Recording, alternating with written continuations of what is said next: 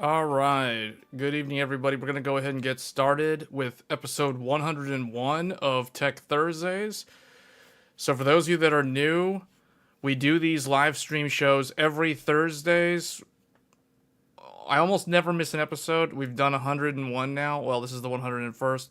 So, as of today. So, if you're new to this channel, if you like PC DIY, building your own custom PC, regardless of what the use case is, whether it's for gaming, whether it's for productivity, if you're just doing like workstation stuff, we cover that too. We cover Threadripper on this channel as well.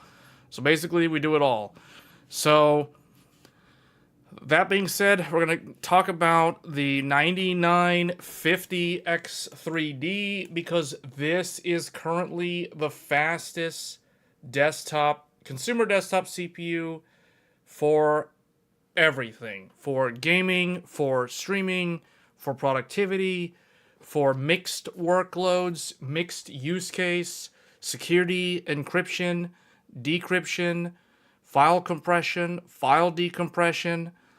Basically, the 9950X3D is the no compromise king of the desktop segment.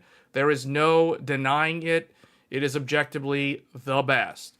So, that being said, the PC that you guys can see on the screen here, this is the PC that was featured in the unboxing and PC build video from, was it today? Yeah, or I guess it was this morning. I did the build yesterday, but yeah, it went live this morning.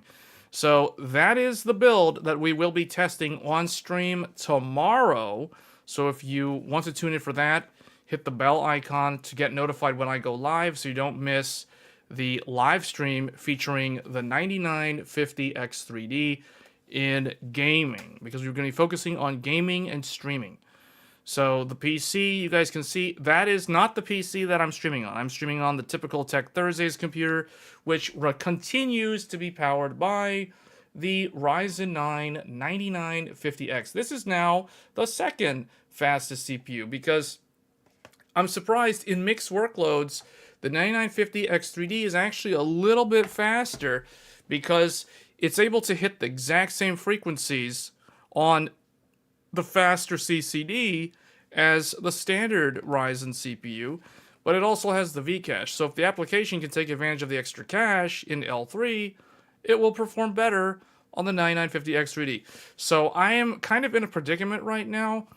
I was thinking to myself, when I started testing the 9950X3D yesterday, I was thinking, this CPU is so good that I kind of want to make this the Tech Thursdays PC, because this CPU is just so fantastic. It is incredible.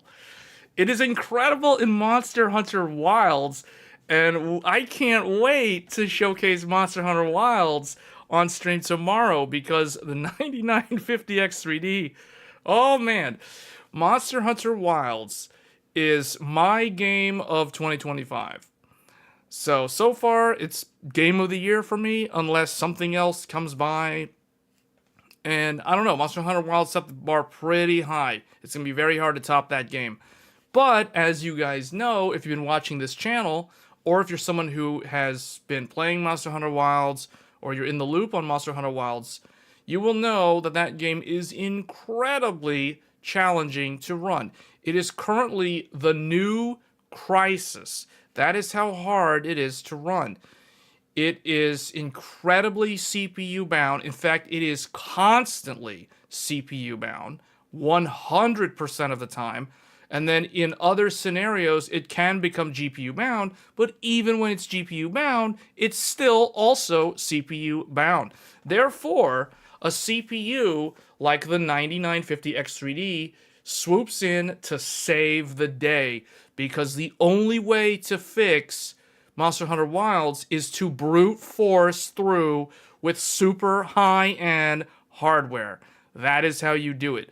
And you also have to leverage upscaler technology like FSR4 and DLSS to be able to improve upon the image quality and make the graphics look better than they actually look at native.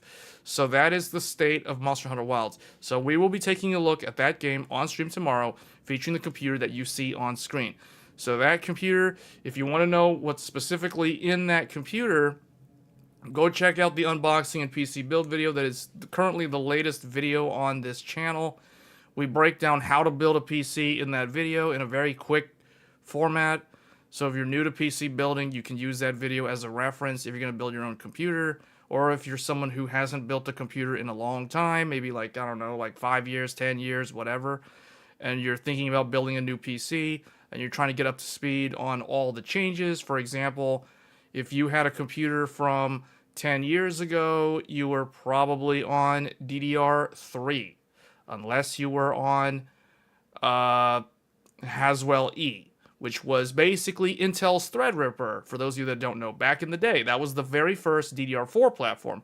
So most people 10 years ago were on DDR3 based computers. So if you're someone who's still on DDR3 and you're thinking about building a new computer and then getting into the modern era with DDR5, because that's the new standard, then you may want to check out that video, because there are some subtle differences.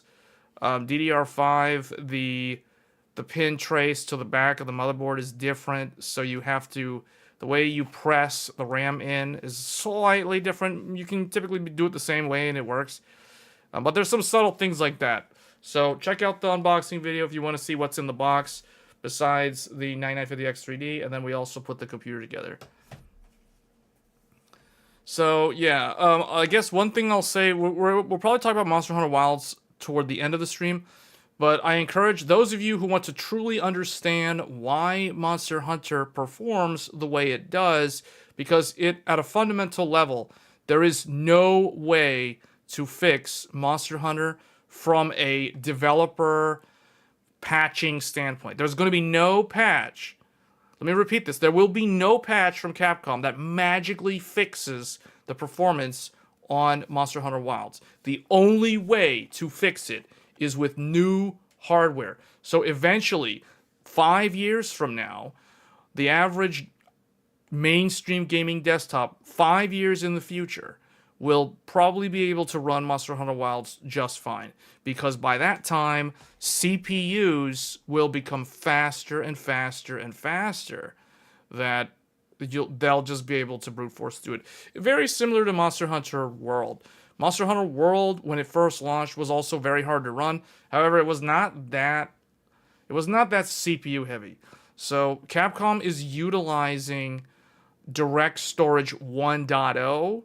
To my knowledge, you're using 1.0, which means it is just like Forspoken, if you guys remember that game, which used the CPU to handle decompression of the textures from the storage devices. So you basically, if you want the best performance in Monster Hunter Wilds, you need to have a Gen 5 SSD. At the very least, at the minimum, you need to have a very fast, the fastest Gen 4 SSD possible.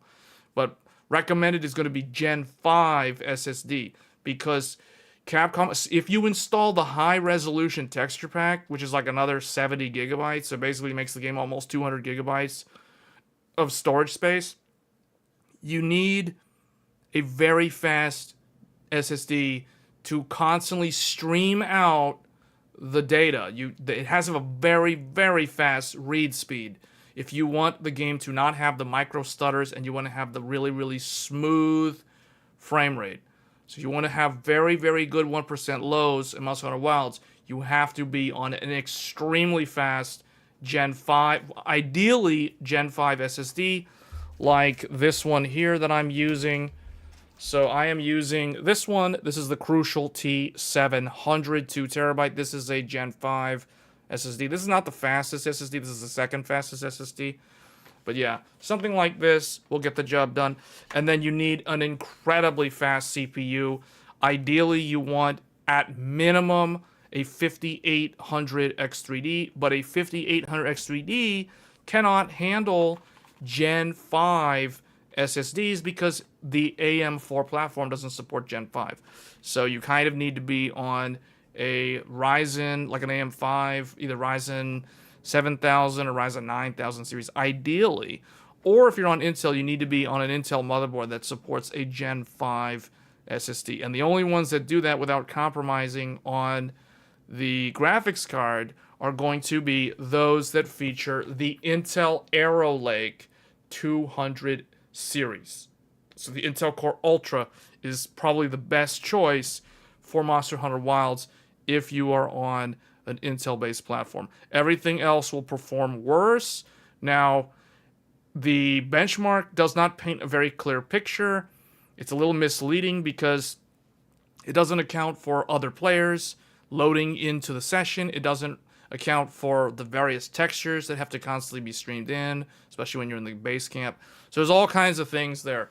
But basically what I'm saying is if you're going to be like me and you're going to sink like at least 1,000 hours in Monster Hunter Wilds this year, if you're going to spend that much time in that one video game, you probably are going to tailor make your computer for Monster Hunter Wilds, which is exactly what I did. So the computer on the screen was built mainly for Monster Hunter Wilds. There wasn't really any reason for me to build that computer other than Monster Hunter Wilds.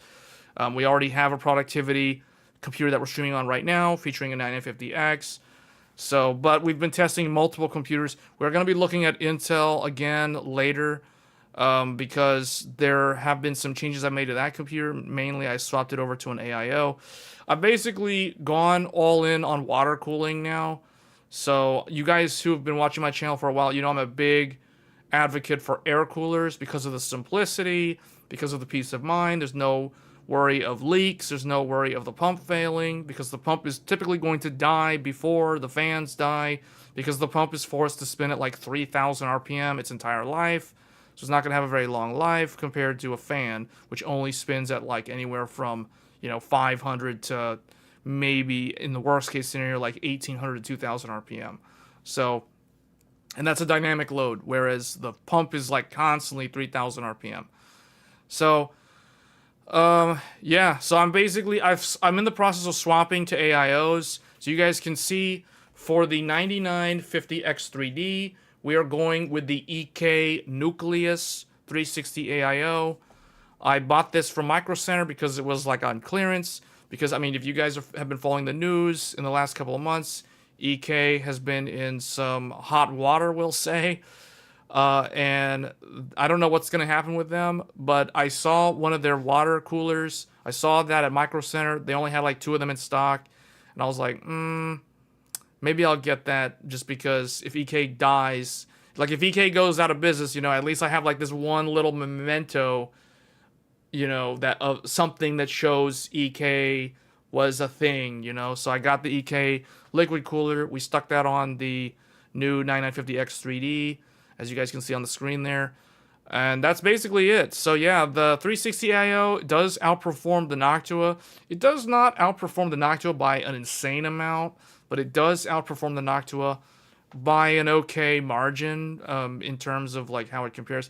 Where it's not as good is cooling your memory. So the RAM, you guys notice that I'm running 4 sticks of memory, and that memory's overclocked, and there's 4 of them all right next to each other. So they tend to run hot. And the nice thing about the Noctua or any air cooler, the air cooler provides auxiliary airflow adjacent to the RAM.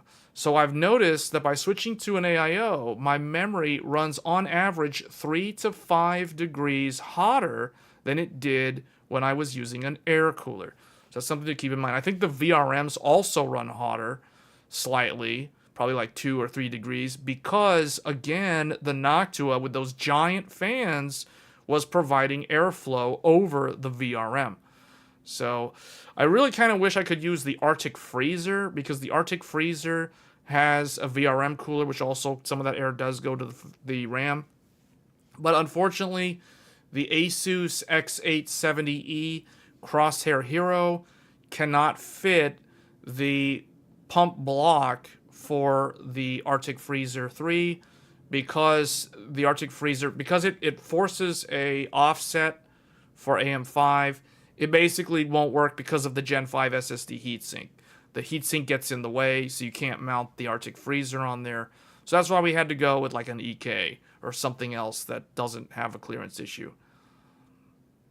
Do I plan to play Monster Hunter today? Not on stream, no. We'll be doing that tomorrow. I do need to log in and grab my daily login, though. Have you seen Samsung announce the Gen 5? Da, da, da, da. Okay. It'll be interesting to see how that improves over the Ryzen. The main thing about the Ryzen controller is that it runs hot, and that's the reason why Gen 5 SSDs need insane amounts of cooling or very, very thick, fat heat sinks. And even then, some of the implementations from the motherboards are not that good. In fact, the Asus ROG is really not that good. At least the Hero is really not good at cooling a Ryzen Gen 5 controller. So we're talking like 60 degrees idle, up to 70 degrees under load. So just to give you guys an idea of like how bad the Asus Hero is at cooling a Gen 5 SSD. So, and now that I don't have the Noctua next to the heatsink, I bet it runs even hotter now with an AIO. So yeah, sometimes liquid is not better than air in a lot of ways. Especially the only thing that benefits from the AIO is the CPU. Everything around it, the RAM, the Gen 5 SSD, and the VRM, they all suffer when you move to an AIO because the air cooler was providing auxiliary airflow for all of those components. Now that is completely absent.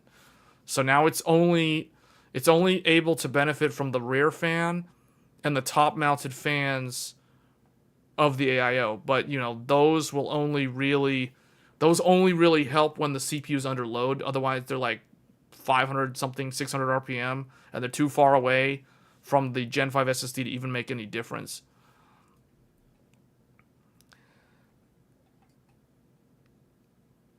So, yeah, so we'll be looking at games. Another game that I do plan to look at is Rise of the Ronin. Rise of the Ronin is another game that just came out this week. It was on Monday. That game is incredibly hard to run. It is, well, at Ultra. At Standard, it runs fine.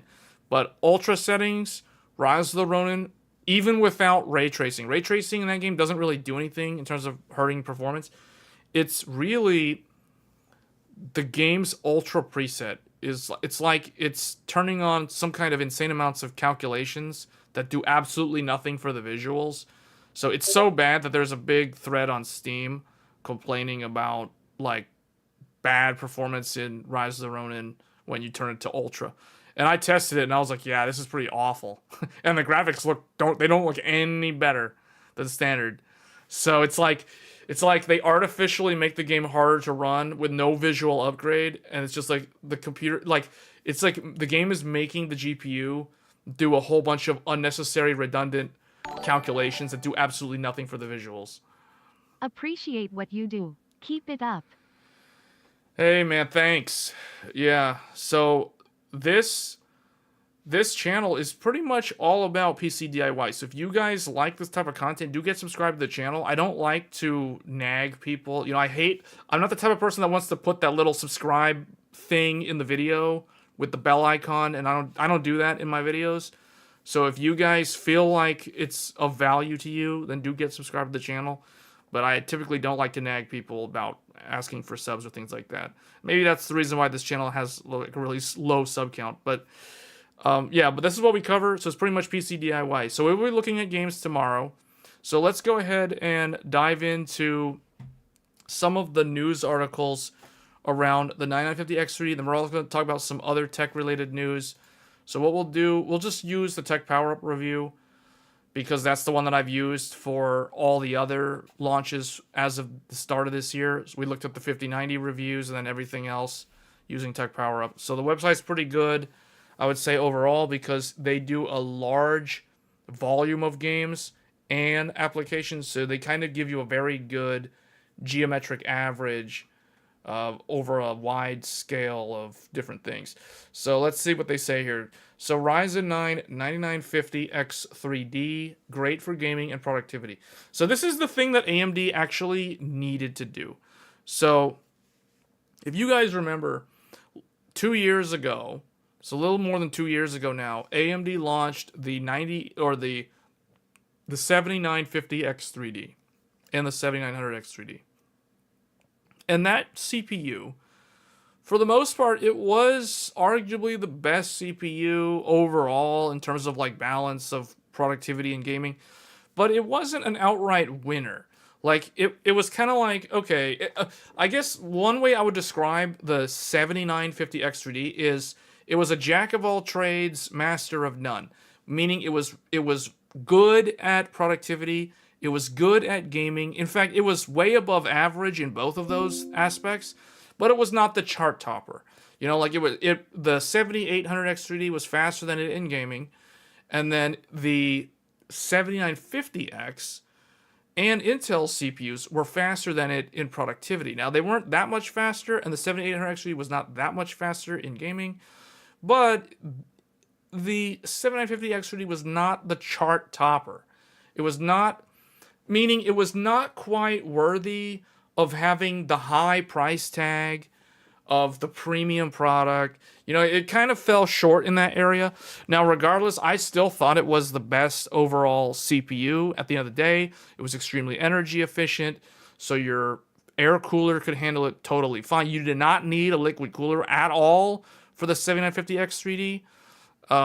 Like the target temperature was like 89 Celsius max, so it was low power, it was high core count, high thread count, and in productivity it was really, really good, but it wasn't as fast as the 7950X because the clock speeds were too conservative in how fast they would boost because of the 3D V-cache on one of the CCDs, but then also the thermal, the TDP limit was 120 watts out of the box, so it didn't have enough power budget to really push the frequency CCD to constantly hit 5.7 gigahertz, even though it would touch 5.7 gigahertz in light threaded workloads. So it left some stuff to be desired.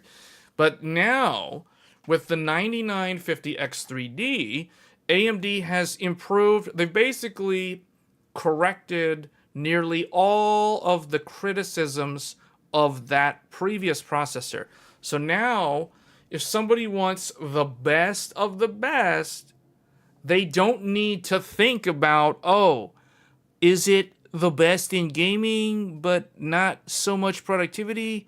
Or, you know, because that would be the 9800X3D. The 9800X3D is good in gaming, but it's not so great in multi-threaded productivity. It's fine for the average person. Realistically, it's totally fine for productivity for most people who don't even really do productivity, but they think they do. They don't actually do, you know. But for those who actually do productivity, those people would value that aspect of the processor more than they value the gaming performance. And for those people, there was the 9950X, which is what I upgraded to last year, which is the CPU. This is the CPU that we are streaming on right now. We are using an MSI X870E Godlike with the 9950X. This is what I call my broadcasting production stream computer. That is what this is. I built this computer for multi-thread activity. Like, that was the main goal. And obviously, the 9950X crushes the 9800X3D in multi-threaded workloads. So hence, I value the 9950X a lot more than I value the 9800X3D. Now, you fast forward to yesterday with the launch of the 9950X3D, and as soon as I purchased this from Micro Center, and I was like, and I put it in the computer and started playing around with it, I was like, wait a minute, these Cinebench numbers, all these numbers are basically the same numbers as the 9950X. And then I benchmarked like some games, and I'm like, all the game benchmarks are the same as the 9800X3D. So it's like, wait a minute. Now, technically, I don't need two computers anymore. Like, I can literally just use the 9950X3D and fuse both of my computers together into one ultimate desktop computer. And that, I think, is exactly what AMD set out to do and accomplish. So now, if someone literally just wants the best of the best, and they don't want to think about it, they just want to buy the best of the best.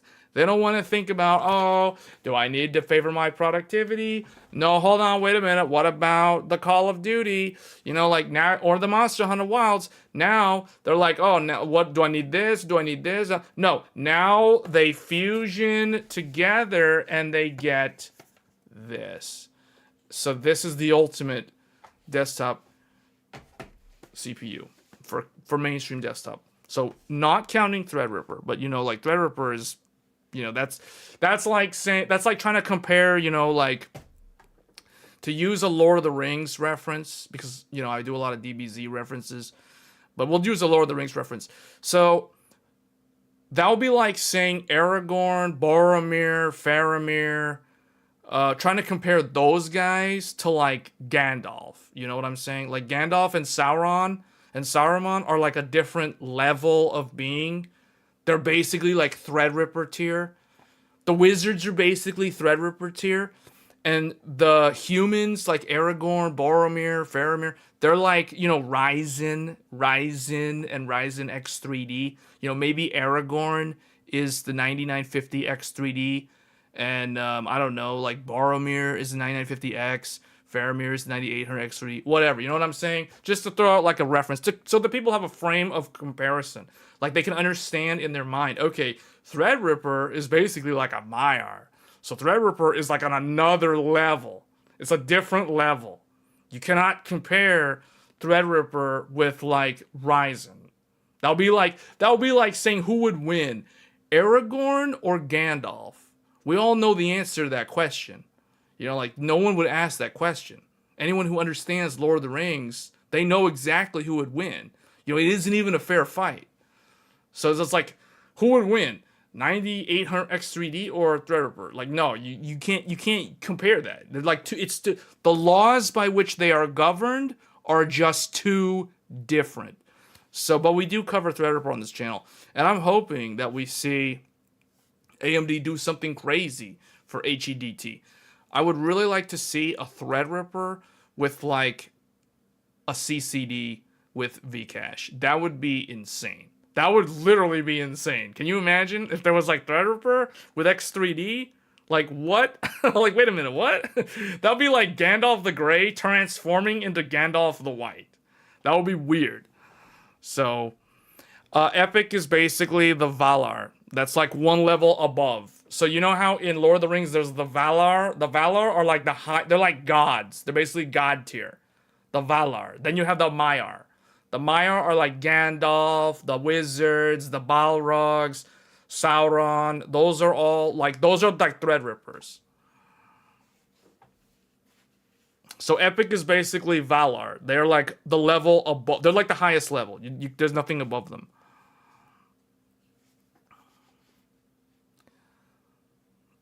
So they're the god tier.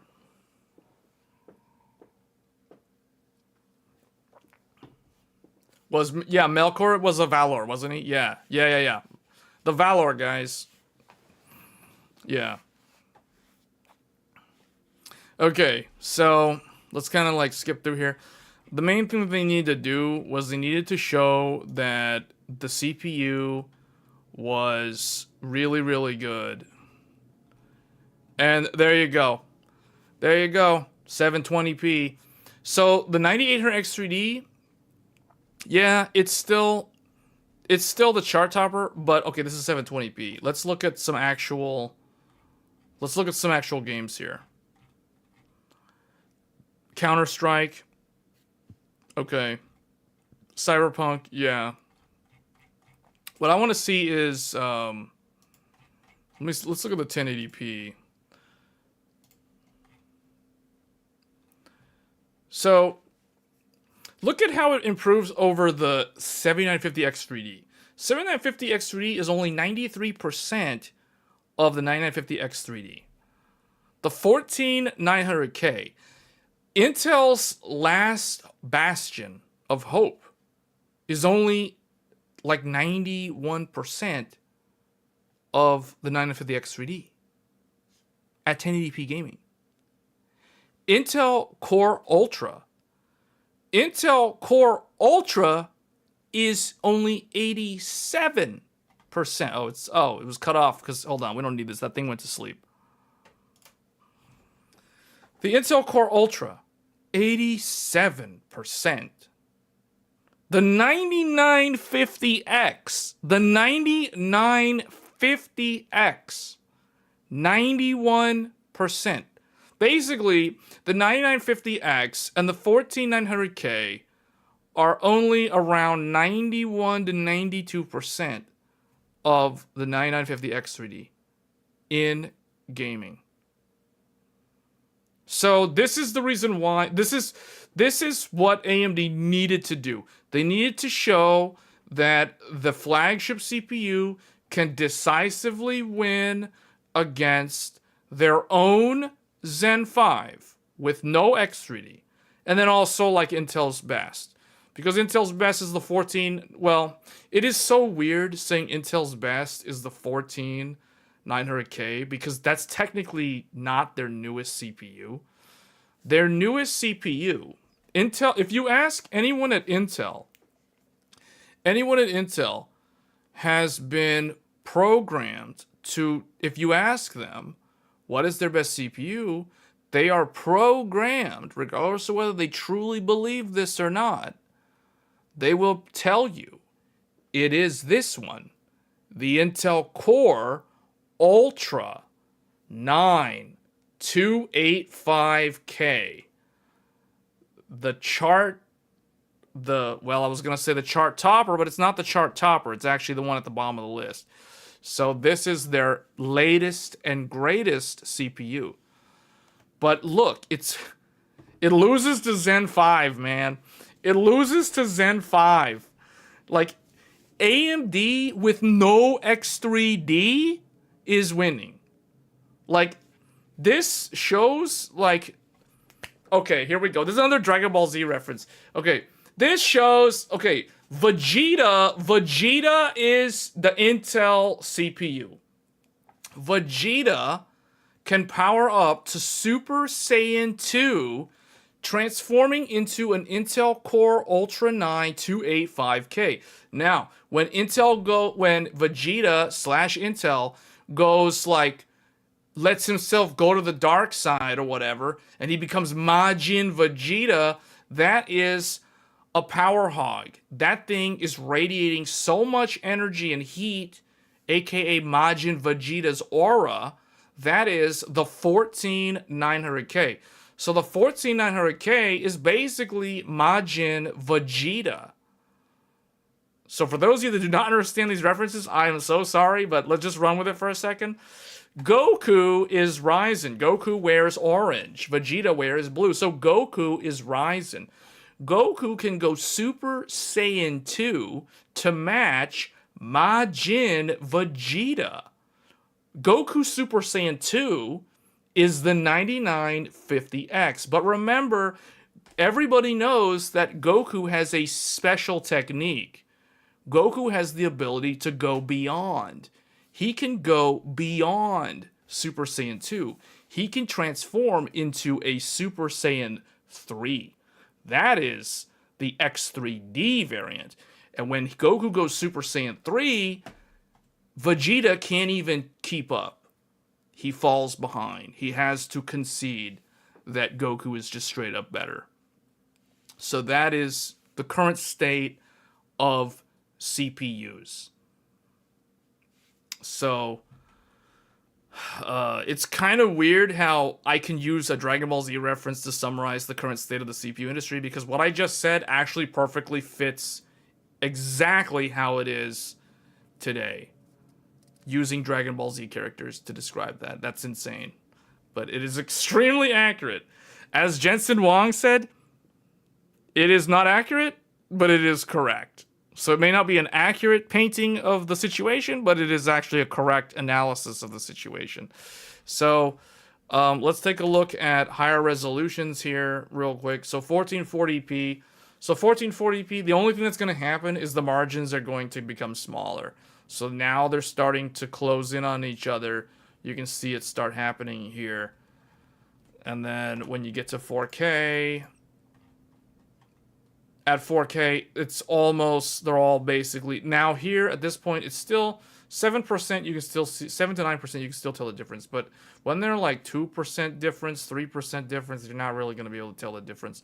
So that's why at 4K, if someone's on a 9950X or a 14900K or a Zen 4 X3D or even the Intel Core Ultra, they're not really going to be able to tell the difference. So they're not going to feel like they're missing out that much if they're not on an AMD Zen 5 X3D.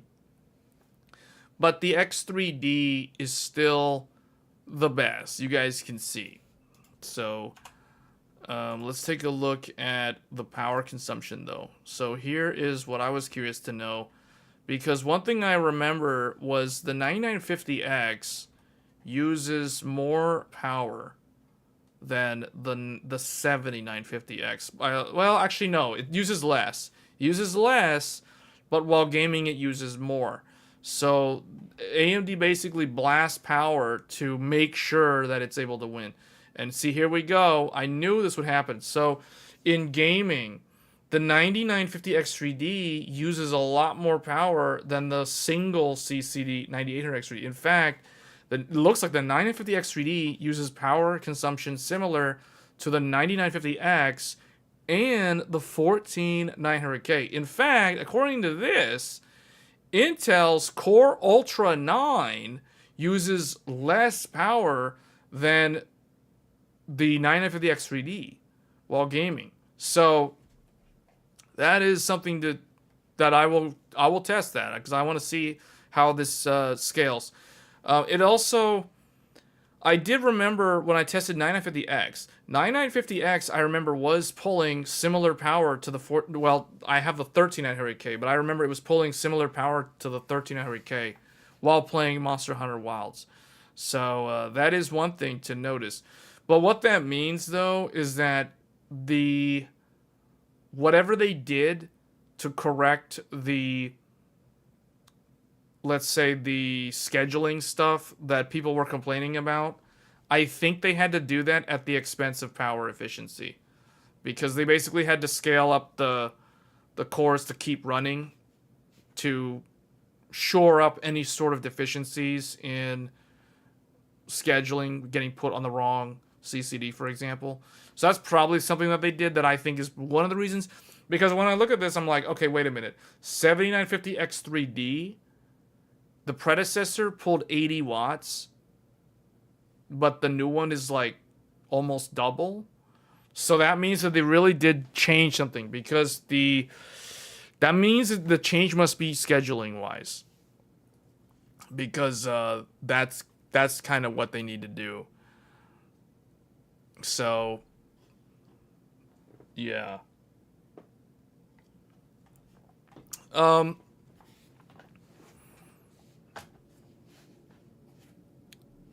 is the 14900K using? No, it doesn't use 300 watts while gaming. It uses 300 watts while rendering. So if you look at, do they do, like right here, right? Like, look at this, multi-threaded. So the 14900K is pulling about 270 watts. So close to 270. That used to be the power consumption of just a single high-end graphics card. So that's crazy that the 14900K pulls the same amount of power as a high-end graphics card from like 5 years ago. That's wow. But yeah, see, in multi-thread, you can see that AMD's more efficient. In gaming, though, they're not. They're basically the same as Intel now. As long as you're talking about higher core count. So it looks like at high core count, they're just as efficient or inefficient as Intel, but at lower core counts, they're more. But it's weird because Intel Core Ultra 9 is not using that much. All I know, what I'll tell you guys, because I'm someone who has tested the Core Ultra 9 very, very thoroughly in gaming, one thing I've observed about it is when gaming, the Core Ultra 9 tends to overwhelm the P cores. So some of the P cores end up like getting pegged at 100%, which is not good for minimums. But it also means that it won't pull that much power because the E cores are not doing anything, so they're not wasting power. So that is one of the reasons why the Core Ultra 9 is using less electricity. Whereas with the 14900K, that CPU is kind of retarded, I'll say, in the sense that you will see it ping pong between the thread and the hyper thread of the same core. It'll like ping pong the stuff occasionally, and that can cause like bad minimums with the game. So that was the problem with the 14900K, but it didn't have the problem that the Core Ultra 9 has, where that thing gets maxed at 100% on 2 of the B cores, and then you have like really bad average FPS. And that's the reason why it's not good in gaming. That's one of the reasons. There's other reasons, but that's one of the main reasons. And it has no hyper-threading, so what ends up happening is you get stuck at 100% on a P core, and when a CPU core goes to 100%, that's when you get hitching and micro stutters and bad 1% low. That's why the Core Ultra 9 is worse than the 14900K in gaming. Is because Intel was like, oh, we don't need hyperthreading. Like we're tired of patching it for security vulnerabilities. So let's just get rid of it altogether. Okay, well, by getting rid of it, you kind of nerfed some of your performance there. So... but their E-cores are really, really strong when it comes to multi-thread. Now, they're like kind of garbage for other things, but for productivity and multi-thread, they're actually pretty good. So, yeah, the Intel Core Ultra 9 is actually an okay-ish CPU. If you don't care about gaming, it's actually a pretty decent platform compared to Intel's 14900K. 14900K is basically kind of garbage at this point, as far as I'm concerned. Like, there are so many better CPUs than 14900K. Like, basically all the AMD CPUs are better, and then like Intel's Core Ultra is more efficient, and its platform is far superior to Z790. Z790 is dirt garbage by comparison. So like, you want to run a Gen 5 SSD? Okay, your GPU is now stuck at 8 lanes. Doesn't matter what motherboard. So Z790 is like the garbage tier, I will say, of like anyone who cares about lane sharing and resource sharing on the motherboard.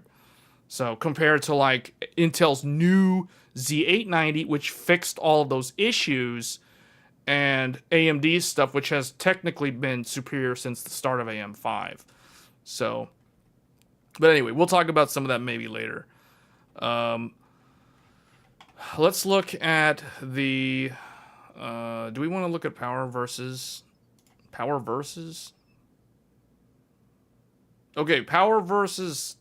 Well, is there even a reason to look at this? So I guess all this shows is that in applications, this CPU destroys the 14900K in terms of power, energy efficiency. And then in gaming, it's interesting because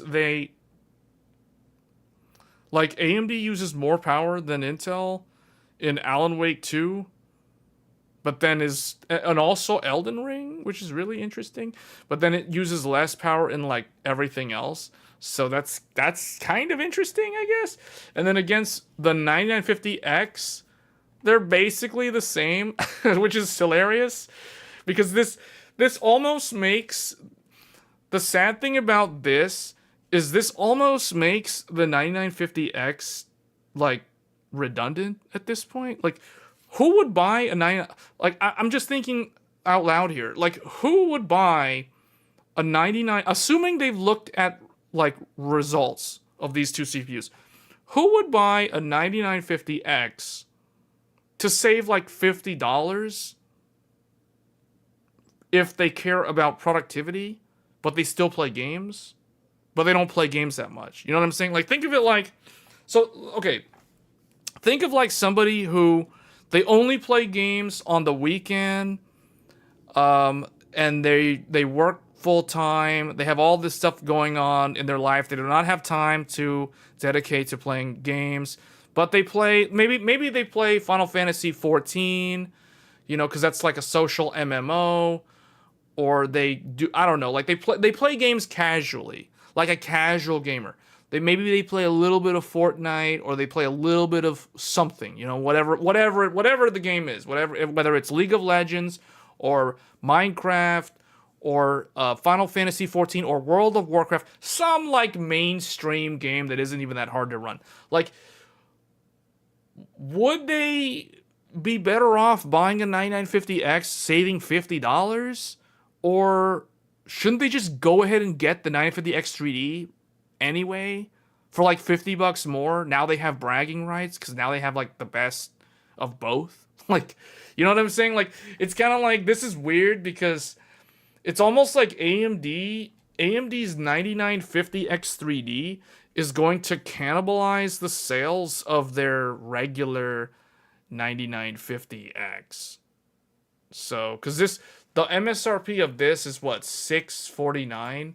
Depends on where you are in the world. If you live near a micro center, or sometimes I think Newegg has like a really good deal on these. So you can get these for like 500 something. So maybe at 150 off, it makes more sense to consider the 9950X. But I don't know. I just feel like, as someone who has been playing around with the new CPU, like I don't see any reason to have a 9950X. To be honest, like it's weird. It's like this is like cannibalizing the sales. And then against 9800X 3D, like this is one where I can still see a lot of people getting a 9800X 3D over the 9950X 3D, because if somebody doesn't care about productivity, and realistically, let's say somebody edits videos as a hobbyist, technically, because the apps now use the GPU for a lot of the heavy lifting of the rendering pipeline, the CPU matters less than it did before. The CPU still matters, though, for those things. So still, a multi-thread CPU will outperform one like the 9800X 3D. But I think most people, if they care about, like, they just care about gaming, and they might dabble in some stuff, like, as an amateurist, you know what I'm saying? Like, maybe I can still see them end up getting the 9800X 3D instead. So I don't think the CPU is going to change at all in terms of, like, who ends up buying it. But I think that the people who want the best of the best are still probably going to prefer the 9950X 3D. Although this thing does use significantly less power than the 9950X 3D in gaming. This is actually quite surprising that it uses a lot less power in gaming, because I would assume that they would perform very, very similar in terms of power numbers when it comes to gaming. They perform very similar in the actual gaming FPS, but at the end of the day, like, one of them is using way less power. So I think if someone looks at it from that angle, they're probably like, oh, you know, the 9950X 3D is going to heat up the room more than the 9800X 3D. But that's only if they game for like several hours. But still, extended periods of gaming will heat up the room from all the CPU heat. As someone who has tested the 13900K, yeah, this thing uses power while gaming similar to a 13900K. Yeah, this thing will heat up the room. That is something that the 9800X 3D does not do. Okay, temperatures. Temperatures under load. So 77. Okay, I mean, that's whatever. You know, that's fine. This is on an air cooler, by the way. This is a Noctua D15 air cooler. So I don't know if these results are correct. Like, this is weird. Why is I don't know. Like, whatever. These results are kind of whatever, to be honest. Like, I don't understand what this is. Like, why is the load on this 86 and that's 77? That doesn't make any sense. It should be the other way around, but whatever. That's kind of whatever. Okay, next, average clock frequency versus thread count. So yeah, as you max out, it looks like a full 100% load when doing AVX, which is worst case scenario, it's just under 5.3 gigahertz at max load, but in games it's going to be like 5.5, 5.6 on average, somewhere around there. 5.4 to 5.6 is the range for the gaming. And then for like multi-thread, it's like 5.4 to 5.23. And then for SSD, same thing. So it's the same thing for all of them. All right, here it is in CPU-Z, the new Ryzen logo. The easiest way you can tell if someone is on a Zen 5 CPU is if they fire up CPU-Z and they're on the latest version of CPU-Z. If they see this image of the AMD Ryzen logo, this means they are on Zen 5. If they have a logo that has the old, you remember the old Ryzen logo of the Japanese Enso symbol? That was the old Ryzen, the orange circle thing. That means they're on Zen 4 or older. Ryzen Zen 1 through 4 uses the old AMD logo. Zen 5 and beyond uses the new AMD Ryzen logo. So that's one of the easiest ways to tell. We have here a Lenovo ThinkPad. This is a T14S that we will probably be doing some videos on in the near future. This laptop is available with the Snapdragon Elite, but it is also available, and there it is, the new AMD sticker there. So they're using this new logo with their newer Zen 5 architecture. So that means this laptop is using either Strix Point or Strix Halo, because those are the Zen 5 based laptop processors. So while overclocking, okay, they overclocked it, and it looks like they were running DDR5-8000. So when they overclocked, they gained 3%. Based off of what they did, which was basically CO minus 25 and plus 200 on the offset. So, okay, very, very standard basic overclock. And it looks like they only gained, in applications, they gain, obviously when you do CO, global CO setting, you will see the biggest uplift in productivity. You won't see much of a change in gaming. The only way to get a change in gaming, like here they got 1%, at 720p, and it gets even less, the higher you go. Whereas at 4K, it's like 0.5. So not really noticeable with this type of overclock. The type of overclock that will benefit gaming is something called ECLK overclocking, or base clock overclocking, which is something that we have covered on this channel. The most recent overclocking guide that I did is actually an overclock that is meant to improve gaming performance at the expense of not improving multi-thread performance. So if you're curious on how that works, go check out that video. But we will be doing overclocking content. We will be looking at overclocking on the 9950X3D. Yeah, because we were going to do one for the 9950X. We were going to do one for Intel's Core Ultra as well. But this CPU was the most anticipated CPU. So this one immediately took priority over those two. But we will eventually circle back to Intel and the non-X3D Ryzen CPUs in terms of overclocking. So if you're curious, stay tuned for that content. Okay. Performance per dollar.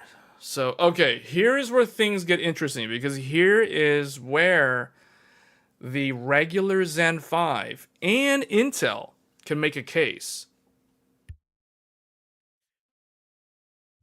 Oh, I sneezed there for a second. So, the Intel 14900K is still in very good supply. And it is also heavily discounted. It is heavily, heavily discounted.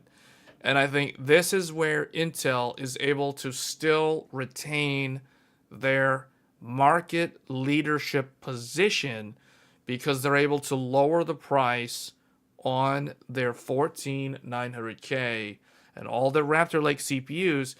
And at these price points, they are definitely competitive with the new Zen 5 X3D, because they may not win.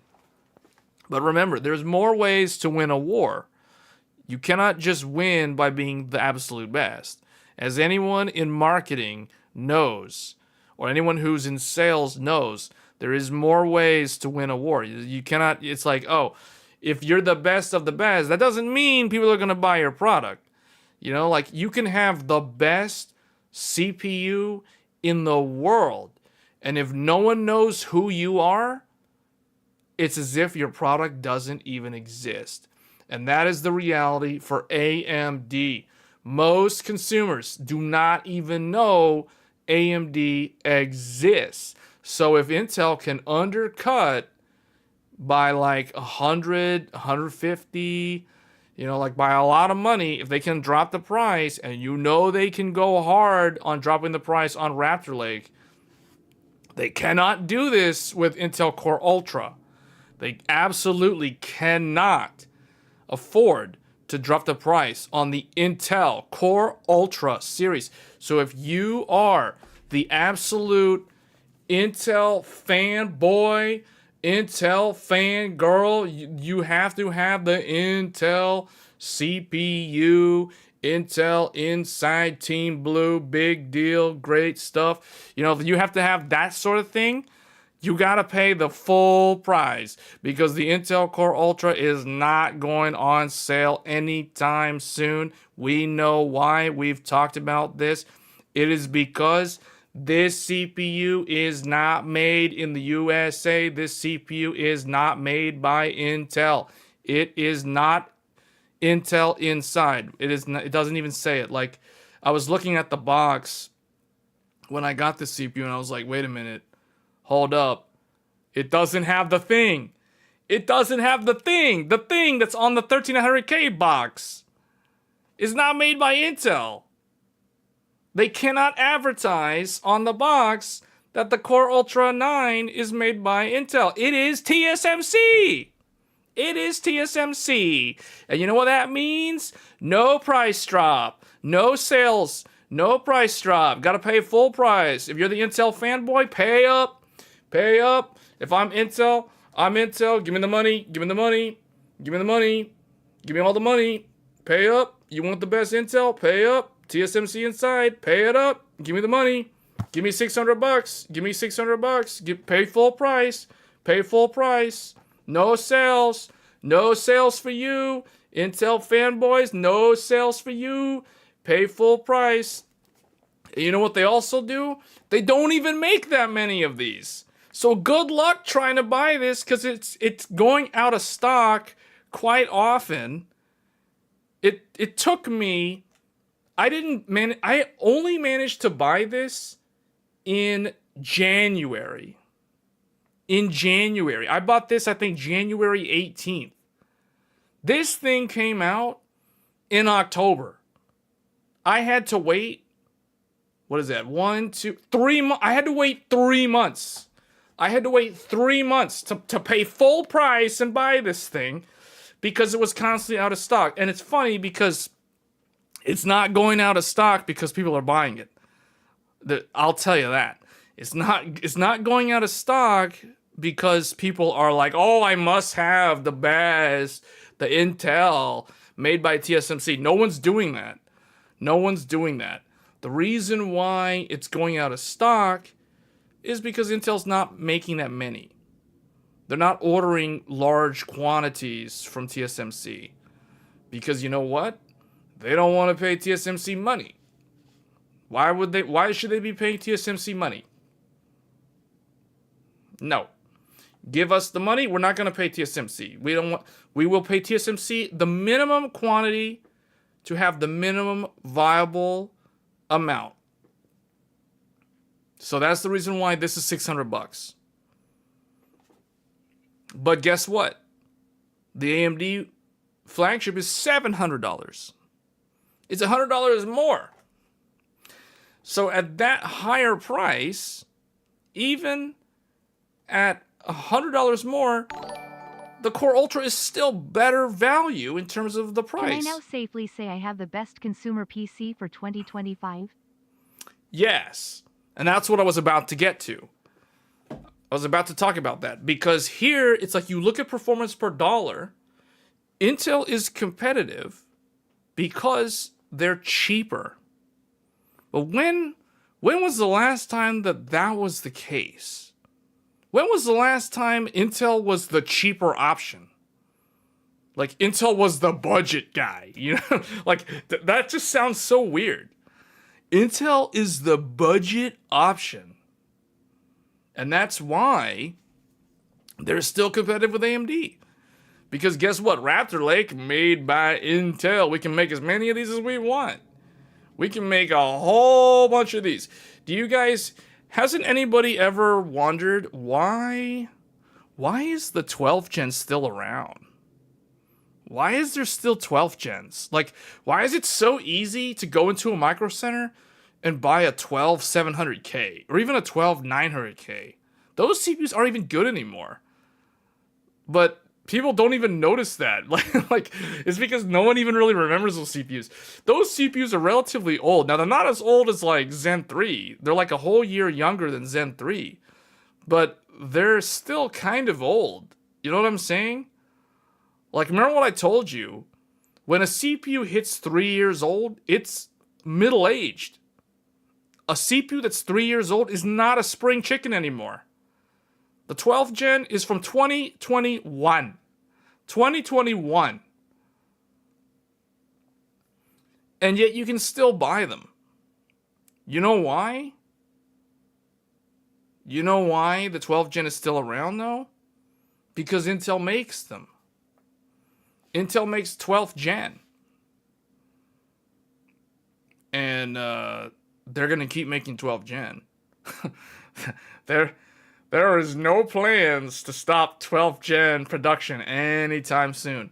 Because that is the budget option. So, in terms of value, Intel's still not that bad. Like, I got to give Intel credit because as someone who went and spent all that money on and took 3 months to get one of these CPUs from Micro Center, when they finally came in for the first time, it took them 3 months to get these in. So I still don't understand what the deal was. My assumption was like Intel made so few of these that they were basically vaporware, and only the people that pre-ordered them got them at launch, and then there was no way to get one. And then finally they started trickling in low volume. In fact, the local Micro Centers are typically sold out of these. Like my Micro Center, it's sold out. You can't even buy an Intel Core Ultra 9 even if you wanted one. They're sold out again. And it's because they only get like 6 of them at a time. And they sell like one every 3 or 4 days or something like that. So, and it's usually someone who... I was asking the salespeople, like, who buys the Intel Core Ultra CPUs besides me? You know, like, because I'm like, every time I come in, launch a, hey, man, because I asked them, you know, like, every time I go in, when I was trying to get one of these, every single time I go in the store, I'm like, hey, you guys have it? You guys have it? And they're like, what? You mean this thing? And I'm like, no, not the 9800X3D. Who cares about the 9800X3D? I'm talking, do you have the Core Ultra 9? That's what I'm all about. You want that Core Ultra 9? I'm looking for the Core Ultra 9. So everybody in the store knew that I was the Intel guy. They're like, oh, it's the Intel shill over there. That's the Intel shill. He's the guy who always asks, do you have the Core Ultra 9? And it's like, we always tell him, we never have it. We haven't had it for like 3 months, and this dude keeps asking for the Intel Core Ultra 9. So they all think I'm like this big Intel shill, like, because I'm always like, hey man, you got those Core Ultra 9s in the back? Can I get one of those? And they never have them. So finally, they had them. I got one. And they're like, well, what are you going to do with that PC? So I was like, you know, I'm just going to build it, whatever. And I was like, okay, I got to ask you guys, who buys these? Like, who are the people that are buying these right now? And the first question I asked them was, like, how well are those Intel Core Ultras selling? Like, how often do you sell those Intel Core Ultras? And pretty much, I've asked, like, the same question to multiple different salespeople at Micro Center.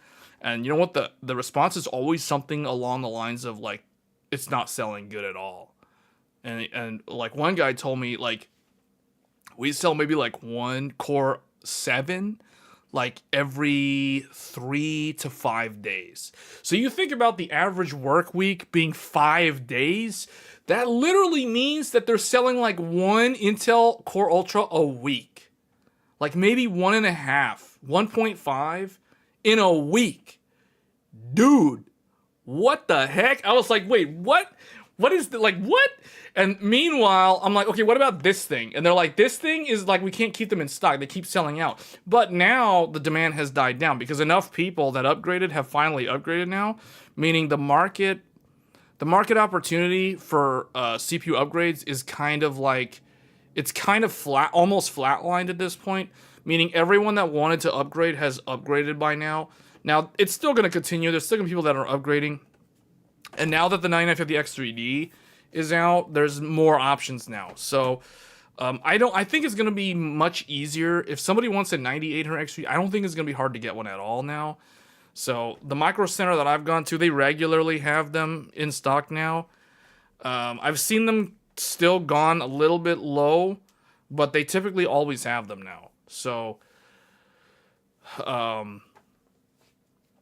yeah, so, but yeah, like, it's weird, because it's like, I asked them, like, who is buying the Intel CPUs? You know, like, you say you sell one a week, who is the person that comes in? Like, what are they like? You know, like, what, are they like me? You know, are they just insane? Like, they have all these computers, like, for no reason? Like, who does that? Who goes and buys the Intel CPU? And they're like, well, it's kind of like there's two types of people. There's the people who are buying it for some kind of production thing, like they're doing like audio. So it's like some very niche use case. So it's like they do like audio production, or it's not even that. It's just like something that's very specific where the software application that they run, it uses like Intel optimized compilers or something.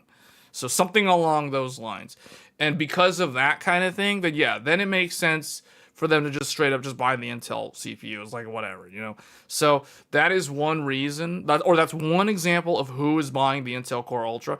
And then the other example is basically the Intel diehard, like the Intel shills. People like me, apparently, you know, like the Intel shill is the one who's also like in denial about like, well, you know, it's good, you know, like it's a great platform. It uses less power than Raptor Lake.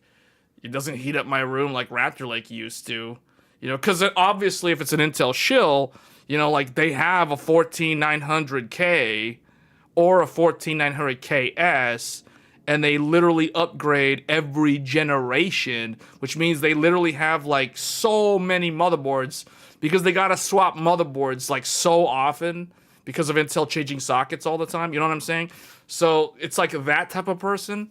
Those people buy the Intel, but you know, not that many people are that hardcore right now. Like even Intel fans are somewhat disappointed, but I don't know. Like if I as someone who is like looking from the outside in at the state of like Intel CPUs, I mean, I'll tell you guys, like the 14900K at 400, like if this was $400, that would be actually pretty compelling. Like, okay, as some, like, I have to remove my like Intel shill viewpoint for a second. Like, okay, just strictly speaking, if the 14900K was $399, that would be a pretty compelling offer compared to like all of these other CPUs, including the Core Ultra. But if I activate Intel shill mode, I transform it to Intel fanboy, and I look at this, and I'm like, I would not consider 14900K because everyone knows that an Intel fanboy would only want the latest and greatest, regardless of whether it wins or loses to the previous Intel. They would want the $600 Intel Core Ultra, and they would be saying that the Intel Core Ultra at $600 is better value than the AMD equivalent because it's $100 less than the AMD equivalent. It doesn't matter like how it actually performs. They would just say that it's better because it's $100 cheaper. You know, like, it's $100 cheaper. It's gotta be better, you know? Like, it's better because it's cheaper. Yeah. So that's kind of the way I see things.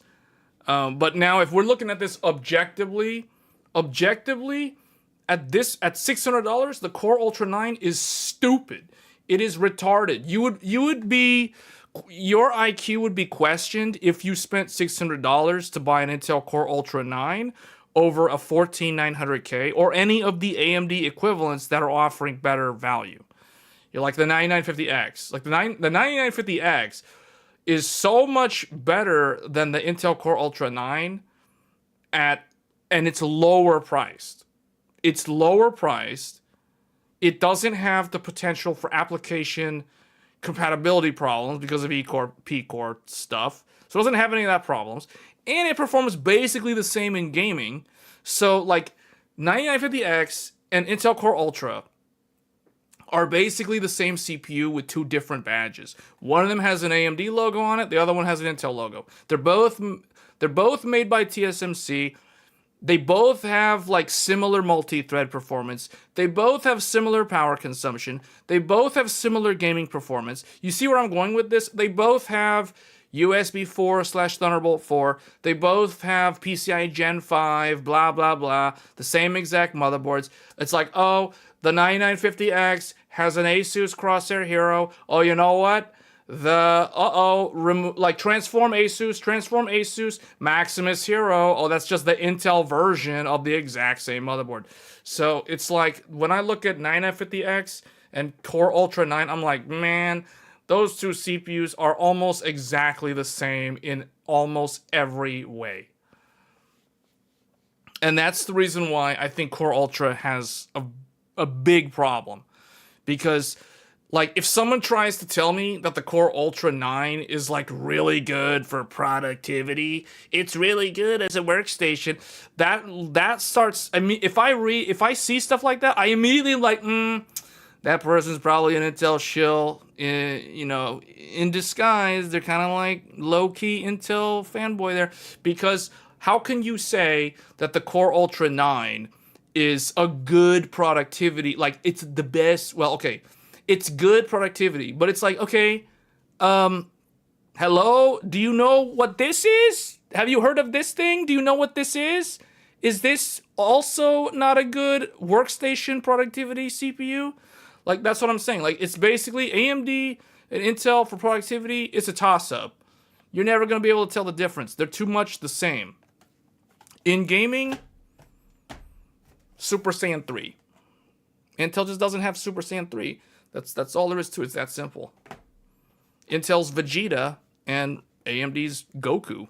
I guess Ryzen's Goku and Core Ultra's Vegeta. It's that simple. If you guys never watched Dragon Ball Z, then you don't understand the reference. But those of you that have watched DBZ, you know exactly what I mean when I'm saying those things. And it's crazy how accurate those statements are. Intel Core is Vegeta. Number 2. And Ryzen is Goku. Number 1. Is that simple.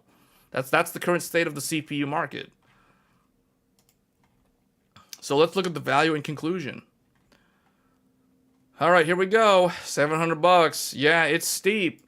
It's steep, but it can claim this price because it is the best of the best. It's the best of the best. Fastest productivity processor in the world. What were we just saying? Weren't we just talking about how Intel Core Ultra is a great productivity CPU? It's a great productivity CPU. Oh yeah, you know what? The 9950X is also a great productivity CPU. But you know what? The 9950X 3D, the 9950X 3D, according to Tech Power, is the fastest productivity processor in the world. Now, I would argue against this because, well, let's not get into the Lord of the Rings comparisons here. So we're not going to bring in Gandalf. We're not going to talk about that. So we'll just leave that. We'll let that fly. Faster in gaming than any other non-X3D CPU. Good energy efficiency. overclocking unlocked. Runs on existing AM5 motherboards. There we go. This is a huge one. This is a huge one because it's like, man, this is exactly what happened with AM4. You didn't have to go and buy a brand new motherboard. Guess what? The Intel fanboy, guess what? You want the best Intel? You gotta go buy a new motherboard. You gotta go buy a new motherboard. Oh yeah, activate the Windows again. Here we go. So it's like more steps, more hurdles. So this one, drop it in. Update the BIOS, drop it in. That's simple. Super easy. No reactivating Windows, no hoops, no nothing, no reinstalling anything. No. It's super easy. Integrated GPU. Yes, they all have that. Oh, here we go again. Oh, yes. Speaking of productivity. Full speed AVX 512. Oh, the AVX 512. Oh, man. AVX 512. Full AVX 512. Not that half-width stuff on Zen 4 or the last stuff that was on Rocket Lake, because, you know, like Alder Lake, apparently some 12 gen CPUs had the AVX 512. Intel was like, Intel giveth, Intel taketh away. So no AVX 512 for current Alder Lake or any of the Raptor Lakes, and even the new Intel Core Ultra Arrow Lake has no AVX 512 support. So it's like, man, that's one that I didn't even think of. I completely forgot about AVX 512 because I always thought of AVX 512 as like, okay, I got to pull out my Intel fanboy card here. What is one thing that's worth talking about? Intel 11th gen. AVX 512 support. Rocket Lake 11th gen Intel's got AVX 512. Everybody knows that because every time I talk about Rocket Lake, that's like the first thing I bring up, how it has AVX 512 support. But now I can't really say that because Zen 5 has full AVX 512 too. So it's like, whoa. AMD's got this check mark and this check mark and that check mark. I don't know, man. I don't know. There's too many check marks. Please share your curve shaper for air-cool for the 9950X3D when you have a chance. Much appreciated. Yeah, thank you for that. We will be doing an overclocking guide for the 9950X3D in the near future. What I would say is if you want to get a general idea, you can go refer to my older video on Curve Shaper, because that was filmed, I believe that video was done with the 9950X. It was either 9950X or 9800X3D. The recent one was 9800X3D, but the older video from last year on Curve Shaper, that most likely what I'll end up doing when I start playing around with overclocking on this newer CPU is I'm just going to put those settings in and see what it does. And then just tune it for this specific CPU. So you can refer back to that. But yeah, we will be doing an actual updated overclocking guide for the 9950X 3D real soon here. So stay tuned for that. No risk of E-cores complicating software compatibility. That was another thing. So when Intel first came out with E-cores with 12th gen, there was all kinds of problems with anti-cheat and people getting banned because the game thought they were trying to like hack the server or whatever. Some stupid stuff like that was happening. I remember Final Fantasy XIV would crash intermittently because of the E-core latency. You know, this was all on 12th gen back in the day. This was like 2021. So they fixed all of that with BIOS updates, management engine firmware updates, that kind of thing. But then, when Arrow Lake came out last year, it was like, whoa, what happened? They changed sockets, and like all the things that they fixed were now broken again. It was the same story. You had anti-cheat software thinking that you were hacking. You're getting banned from Elden Ring's multiplayer. You're getting banned from, what's that other game that, it's like a Japanese game that uses the... whatever, you were getting, you know, like, there was all that kind of stuff. It's like, okay, release the BIOS update, fix this, fix that, okay, release this other BIOS update. So it felt like you were a beta tester if you bought Arrow Lake at launch, and I was someone who bought it at launch. And so, yeah, no risk of that. ECC support, depending on the motherboard. That's another thing too. With AMD, it's like AMD is kind of like, I don't know, they're just way too laid back. They're just kind of like, sometimes I think when it comes to like AMD trying to segment their feature set, I think they don't know how to do it correctly because they're like way too open. They're just like way back, man. They're like way in the back. Like, yeah, oh, you want AVX 512? Okay, yeah, we got it. Oh, you want to run ECC on the RAM? Okay, yeah, you can do it. Whatever, I don't care. It's like they don't care, man. They don't care. Intel's too uptight. Intel's way too uptight.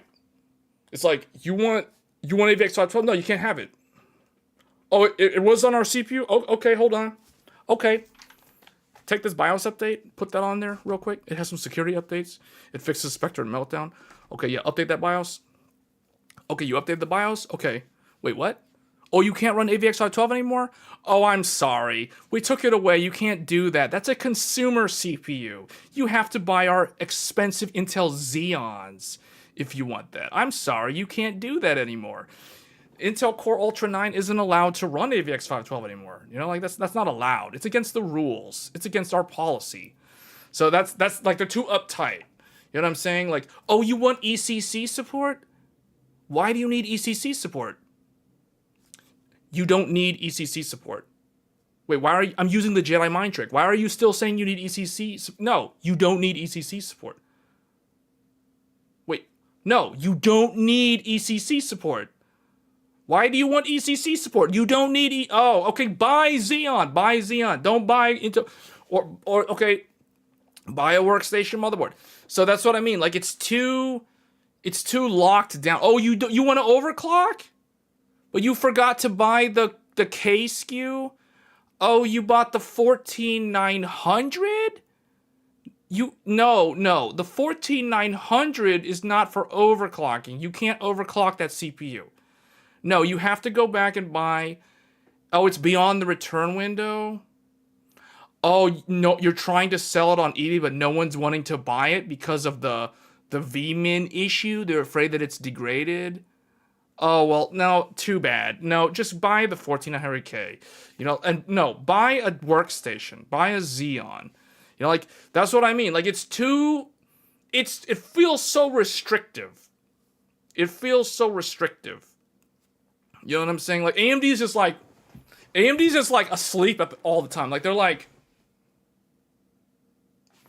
not paying attention, you know, like they forgot to like lock down AVX 512. They forgot to like stop you from using ECC memory. You know, like apparently they didn't get the memo. You know, consumers aren't supposed to use AVX 512. They're not supposed to be using ECC support. So, it's like, why are these things here? There's a reason why these things are here, people. There's a reason why these are here. People are like, why is this on the pros list? Because you can't do it on Intel, because Intel locks it down. That's why. Even overclocking is locked down on a lot of Intel CPUs. The only Intel CPUs that are unlocked for overclocking are the K SKUs. 14900K, 13700K, 12600K. If you buy a 14900 without the K, guess what? You can forget about overclocking it because it's locked. Locked multiplier. Can't change it. Doesn't even matter if you have a Z790 motherboard. It's locked at the BIOS level. Like the Asus, like any motherboard, all of them, ASRock, Gigabyte, MSI, Asus, they see you put a non-K in the socket, up, you're banned from overclocking. Hide all these menus. You can't see all of this. No multiplier changing. No B clock. No nothing. No, you don't get this. Nope, you can't do that. Nope, can't do this. So that's how it is. So it's like the problem for AMD, I don't know if it's a problem, but it's like, I guess it's like a nice to have. It's like, okay, they don't actually check. There's like nothing in place to check. So it's like, there's no way, like, okay, you can buy like the lowest end, like non-X, you know, like a 3600, a Ryzen 5 3600, not a 3600X, a regular 3600. Guess what? You can still overclock it. They don't care. Just, okay, you want to overclock? Okay, overclock, check. AVX 512, check. ECC, check. Runs on the same socket? Check. Backwards compatible with the old coolers like the Noctua? Check. So, kind of hard to... It's very hard to argue against this, man. It's really hard to argue against that. Now, the negatives. High price. Higher gaming power consumption than the 9800X3D. So, this is hilarious. They're having to ding it. They're having to give it a negative, comparing it to another AMD product. So, all the pros are like, because it's destroying the competition in a lot of these things. But the negatives are how it compares with other AMD CPUs. So it's like, okay, it's more expensive than other AMD CPUs. And Intel CPUs. It's higher gaming power than 9800X3D. Some setup verification required. Basically, what you need to do, for those of you that don't know, if you want this to behave the same as the 9800X3D in gaming, you turn on game mode in Windows, and you install the AMD chipset driver. That's all you gotta do. It's literally two things. Install the chipset driver, which only takes like 1 minute, and then you turn on game bar, and that's it. Or not game bar. You don't even have to turn game bar on. You just turn on game mode. That's all you gotta do. It's easy. Now, here's another thing. No NPU for AI acceleration. This is something that I also was wondering about, because when Zen 5 was launching last year, I was thinking, they're not putting an NPU on these, where their 8000 series, like the 8700G, for example, that had an NPU on it. We looked at that briefly last year. And then when Intel Core Ultra came out, Intel Core Ultra also has an NPU. So Intel dedicates some of the silicon to an AI chip. So it's got an AI chip on the Core Ultra. Now, the weird thing, at first I was like, oh, this is going to be a market differentiator. This is going to be something that's going to make people buy Intel over AMD. Just because Intel has the NPU and AMD on desktop, and AMD does not have one on the high end or on this desktop platform on Zen 5. So I thought, oh, okay, this is a huge one. This is one that's going to make Intel maintain their position. But then here's what happened, guys. It's one thing to say that you have something and the competition doesn't have something. It's another thing when none of the software actually uses the NPU. So it's like you try to run Stable Diffusion, it doesn't use the NPU. You try to use the Copilot stuff, it's all in the cloud. Like it all runs in the cloud. It's like it all defaults to cloud. You have to force it to go local. And here's the thing. All the AI apps, all the mainstream AI apps, like the GPTs and all that stuff that you run locally, guess what? You install those on the computer, they don't even use the NPU. They immediately just default to the GPU. They just straight up use the GPU. Like, if you have a GPU, who is going to spend $700 on a desktop CPU, and they're going to want to run, and they're not going to pair it up with a high-end graphics card? Like, no one is going to do that. Everyone who buys this type of CPU, even this type of CPU, is going to pair it up with a high-end graphics card. And all those AI apps run way faster with a dedicated graphics card than they ever could hope to run on an NPU. So now it's been a couple months since the whole, like, oh, Intel has an NPU, AMD doesn't have an NPU on desktop. It's a big nothing burger. No one cares. Literally, no one cares about the NPU because none of the AI apps use it, or none of the ones that matter, I'll say.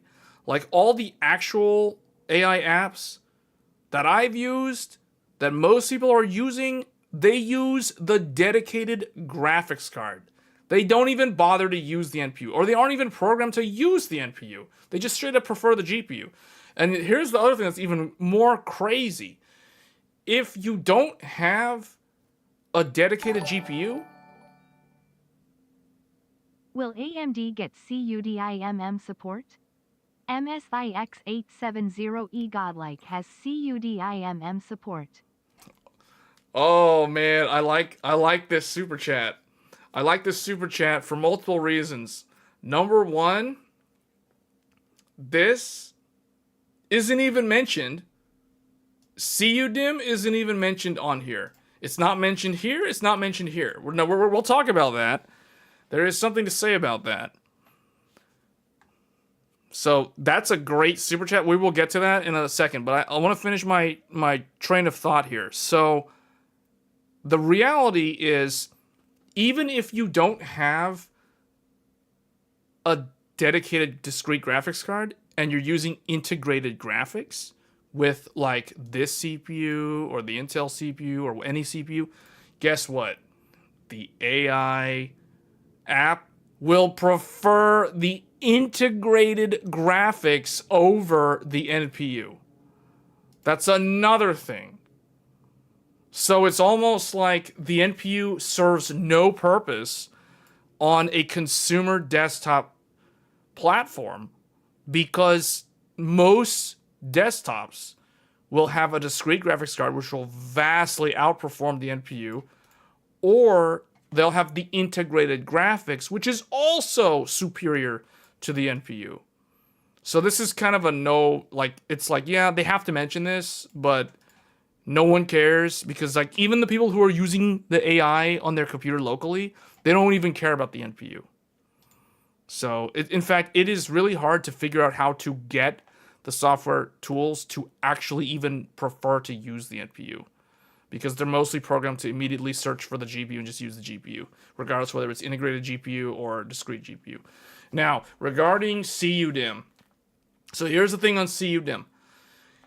The only way that AMD will be able to support CUDIMM officially is through well, to my knowledge, they would need a massive firmware update to introduce official support for CUDIMM. That is not something that is going to happen overnight. So regarding the MSI Godlike, this is not true. This is not just the Godlike. There are other motherboards out there from MSI. So let's look at MSI Carbon. All of the MSI X870 boards, not just the Godlike, have CUDIMM. Support CUDIMM. Now, here's the thing. It says right here, clock driver bypass mode only. CUDIMM support and the plan of reference boot frequency may vary by CPU series, with manual overclocking available after boot. Certain CPUs may fail to boot, but future BIOS updates will improve compatibility. So again, what does it say here? Future BIOS updates will improve compatibility. So like I said earlier, the only way that CUDIMM will officially be supported is through a pretty hefty change to the microcode. So there needs to be a massive BIOS update that will actually allow CUDIMM support, for CUDIMM to function in a way that's actually beneficial. Now, I've been meaning to cover CUDIMM on this channel, but all of the CUDIMM that I've looked at is either very expensive for no real gain, or it's running at really not that much of a higher speed than like DDR5-8000, for example, but yet it's running at stupidly high voltages like 1.45 volts. I personally don't feel comfortable running RAM at 1.45 volts, so that's the main reason why I don't bother with CUDIMM. It doesn't really help. It doesn't do anything on AMD, first of all. So meaning if you buy a CUDIMM and you install it on a Godlike or any of these MSI X870 motherboards that have support for it, you're actually not going to do anything with the CUDIMM. So the way, like, it says bypass mode. So what does that actually mean? So now we can go into Paint.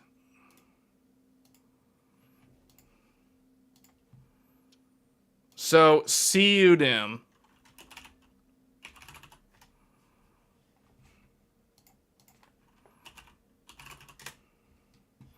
This stands for clocked unbuffered dual inline memory module.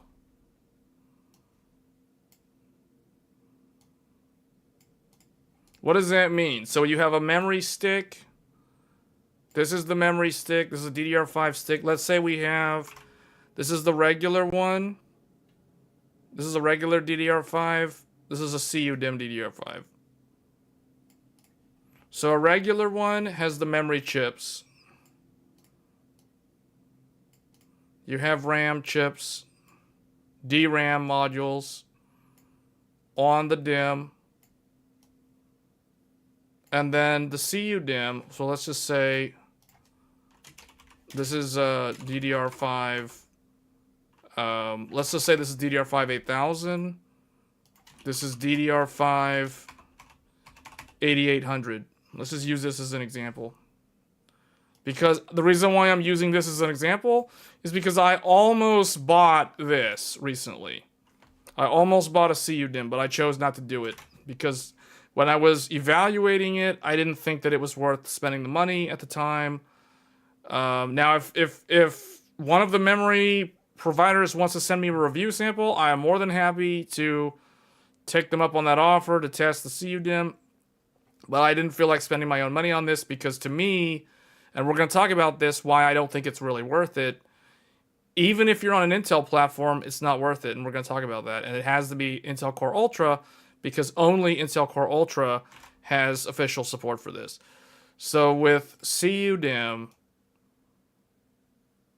all it does is in the middle, there's a little thing in here. Make this red, actually, yeah. So the CUDIMM, this one is regular DDR5. This one is the CUDIMM.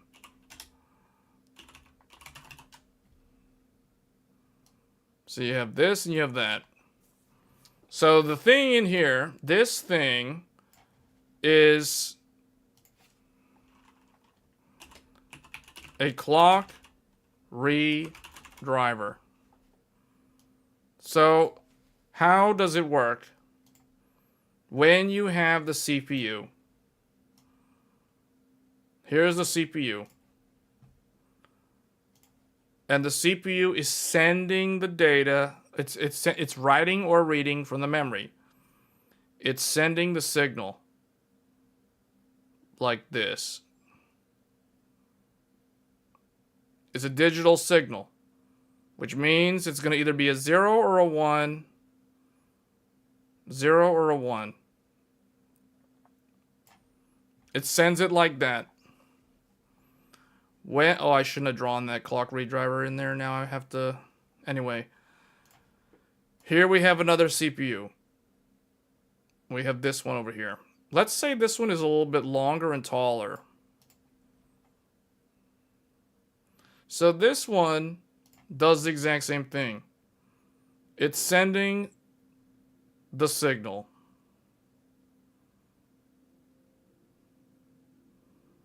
Now what happens in the regular DDR5?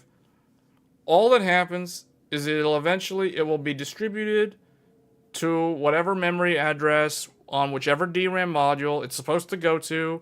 If it's a write operation, and if it's a read operation, it'll read the info from that memory address and send it back to the CPU. That is how it works on regular DDR5. CUDIMM works exactly the same way. The only difference is the clock read driver basically cleans up the signal. So you've got a signal. You have a signal. You got two guys over here. This dude is sending it like this. Sending, hey. It's like two AIs are talking. But what if the line is kind of like messy on one side? What if it starts out good, but over a period of time, it starts getting kind of like messy looking. You know what I'm saying? That right there doesn't look so good. So what does the CUDIMM do? The clock redriver specifically It cleans up the signal. It cleans it up. It makes it, it reshapes it, it retimes it. It resynchronizes it and makes it look pristine and crystal clear.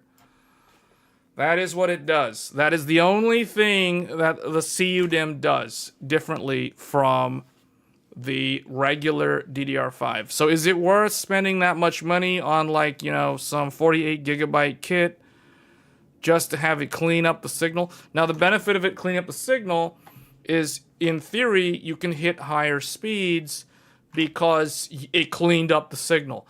Because when the signal is messy, the memory could read errors, or the CPU could read errors on the memory controller side. So the whole point of CUDIMM is to make it polishes up the signal, makes it look more presentable, and that's all it does. So in theory, you can hit higher speeds, because when you start going higher speeds, the frequency is increasing. It's like, okay, let's say this right here. This is 4,000 megahertz. 4,000 megahertz speed. This is 4,000, meaning the frequency of these zeros and ones, 0, 1, 0, 1, 0, 1, 0, 1. You guys see this is a digital signal. It is either zeros or ones. When it's up, when the rectangle is up, you have a 1. When the rectangle is down, you have a 0.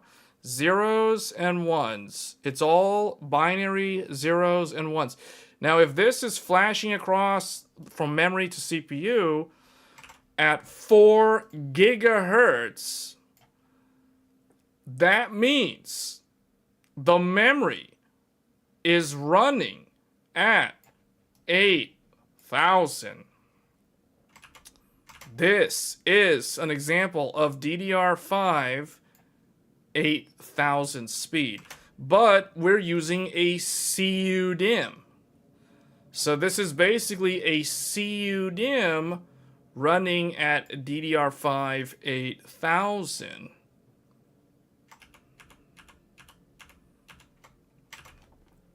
What happens if you want to go faster?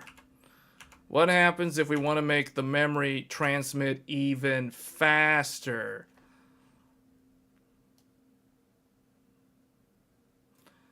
The pulses are closer together. They're getting closer and closer together. Let's say we're transmitting at 8800 now. As the frequency increases, now we're doing 4400, 4.4 gigahertz, which means, this means DDR5 8800. But now the frequency is higher. The frequency is faster. It's going more quicker. But what does that mean? That means it's becoming more challenging to tell if there's a 0 or a 1, because it's getting faster and faster. It's becoming harder to read the zeros and ones. What if we go even faster? Let's do, oh, I don't know. Let's see. What's another? Let's see. What was the speed that I thought? Okay, let's do 4800 megahertz. 4800 megahertz. Now it's going so fast that it's way harder to read. It's way harder to read. 4800 megahertz is what? What is the DDR5 speed? What is the DDR5 rated speed on the memory module if you're running 4800? Who here knows what it is? What is it?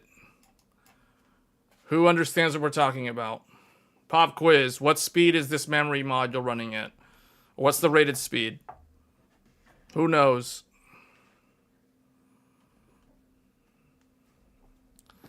DDR5 9600. 9600 DDR5. That's a very high speed. 9600. A 400 megahertz increase because the previous speed was 4400.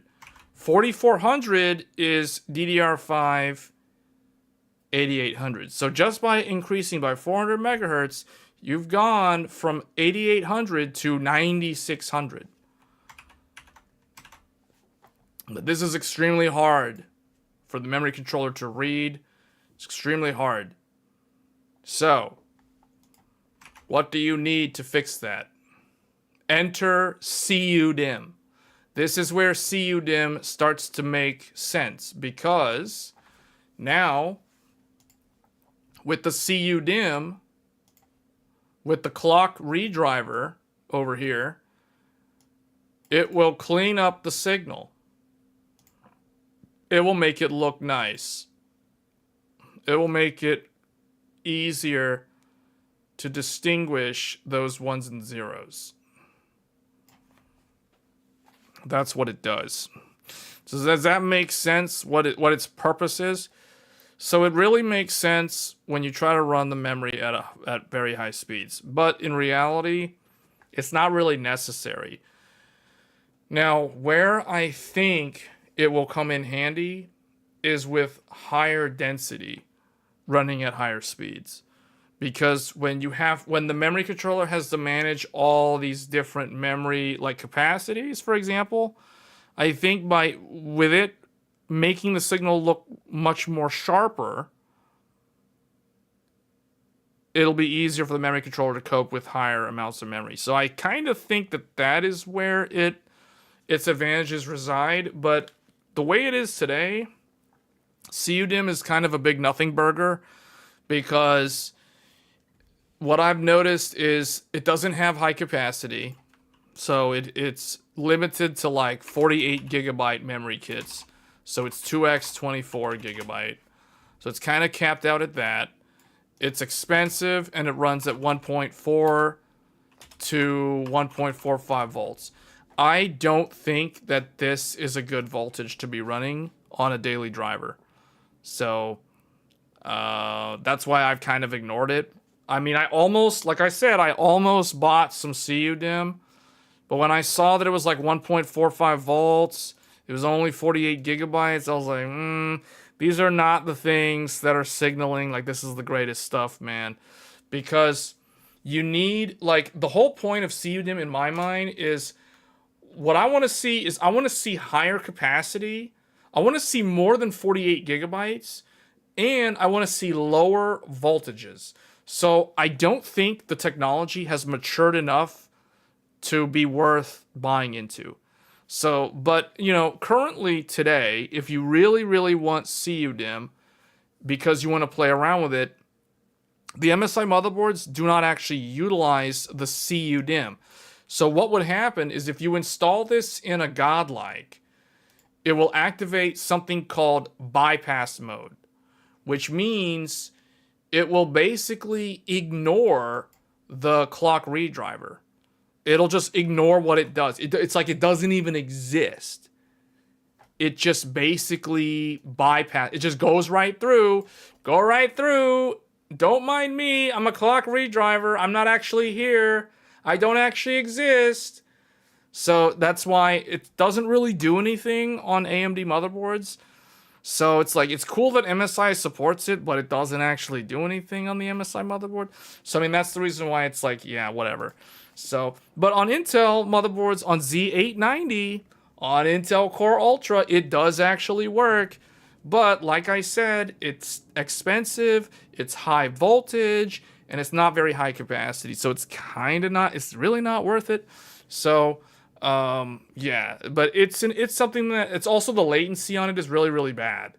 We're talking like CL48, like at best like CL46. So it's like, and it's already running at like 1.45 volts. So it's like you can't really overclock it that well. It's already kind of overclocked to the max.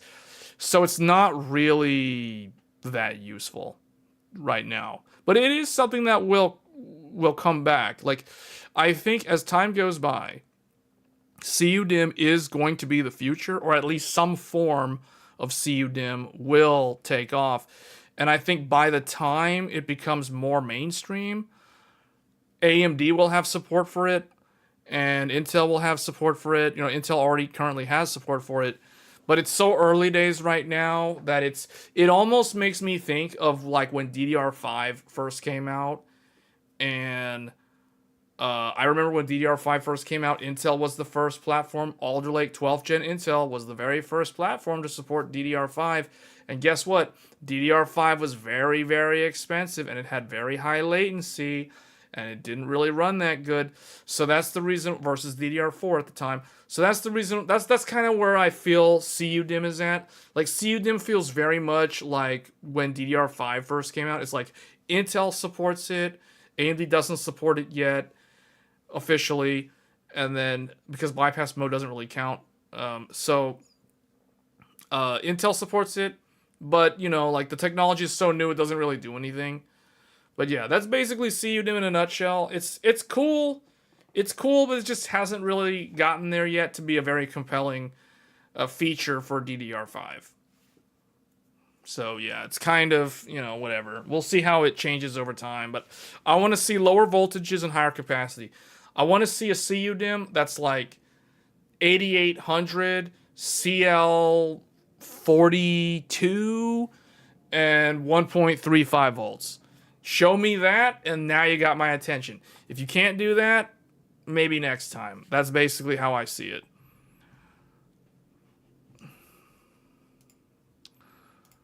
Okay. But that was a great question, though, because that was something that we haven't really talked about on the channel too much. Okay, so let's look at... Let's just real quick, there's an article from NVIDIA here. NVIDIA says it shipped twice. We're not going to spend too much time talking about graphics cards. I'm really tired of talking about graphics cards. NVIDIA claims that it shipped twice the RTX 50 cards in the first 5 weeks than the RTX 40 series. So it promises stability in the pricing soon. I don't know how they're claiming. Like, to me, does it really feel like they shipped more 50 series compared to 40 series? I remember it was hard to get 4090 when it first came out. This feels even more worse, though. Like, this is significantly worse. Like, you can't buy a 5080. You can't buy a 5090. The cards came out in January. Here we are in March. You still can't buy either one. So it's like, I don't remember it being that hard to buy a 4080. I just remember 4080 was like relatively easy to get. No one really wanted one. It was readily available. And yet here, you can't buy a 5070 Ti. You can't buy a 5080. You can't forget about buying a 5090. So it's like, yeah, I don't know, man. They claim that they shipped more. I don't know if I believe this. I don't know where they went. I guess the question is, where did they go? You said you shipped more cards. How come we don't actually know where they are? Like, are you shipping them to, like, a data center customer and, like, no one knows about this? Like, what's going on, you know? Like, weird stuff. Anyway, let's talk about Bolt Graphics. Bolt Graphics. So this is something that is very, very intriguing. So Bolt Graphics introduces Zeus. This is the Zeus. It's just straight up Zeus, man. Like, forget about, like, Zen. Forget about, like, hip names like Arrow Lake, because apparently that sounds really cool. No, they just straight up went with Zeus. They just went there. Zeus. You know, this is Zeus. You got Zen. You people over there have, like, some kind of arrow thing in the water, whatever. No, we got Zeus. You know, just straight up Zeus. Zeus. Look at that. With up to 10 times the rendering performance. Up to 10 times the performance of RTX 5090 GPU. You know what I'm saying? Like, whoa, dude. Like, well, for real? This thing's 10 times faster than 5090? So here we go. Bolt Graphics introduces a new project straight up from the future. Who wrote this? Why is it written like this? It sounds like they're trying to talk a certain way. Up to 10 times? Straight up? Like, what is this straight up? Like, who uses straight up in a journalistic article? Like, what is that? The company makes ridiculous claims about offering too big. Too big.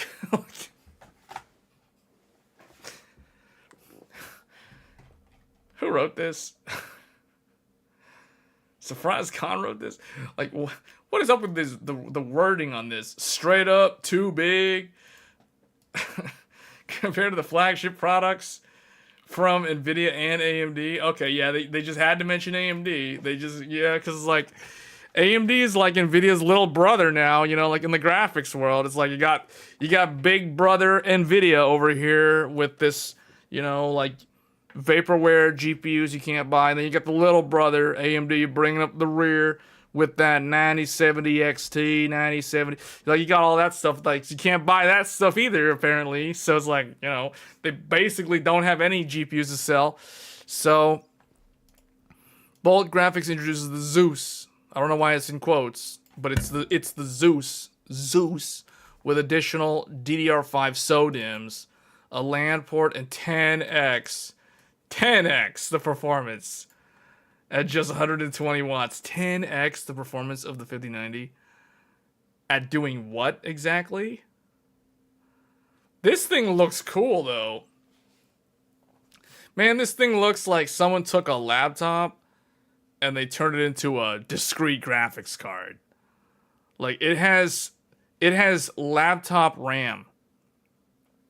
It's got SODIMM. It has a graphics card, a single 8-pin connector.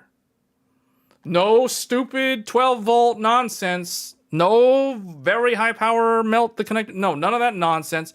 It doesn't have those dual 8-pin like on the AMD or the triple 8-pin like on the other AMD. No, it has the one 8-pin. It has an SSD with a heatsink. And it has... it's got like VRAM and... it's got VRAM and system RAM. Now it really looks like a laptop. The startup was founded by Darwesh Sikh in 2020 and focused on hardware accelerated ray tracing in movies, emulation, and gaming.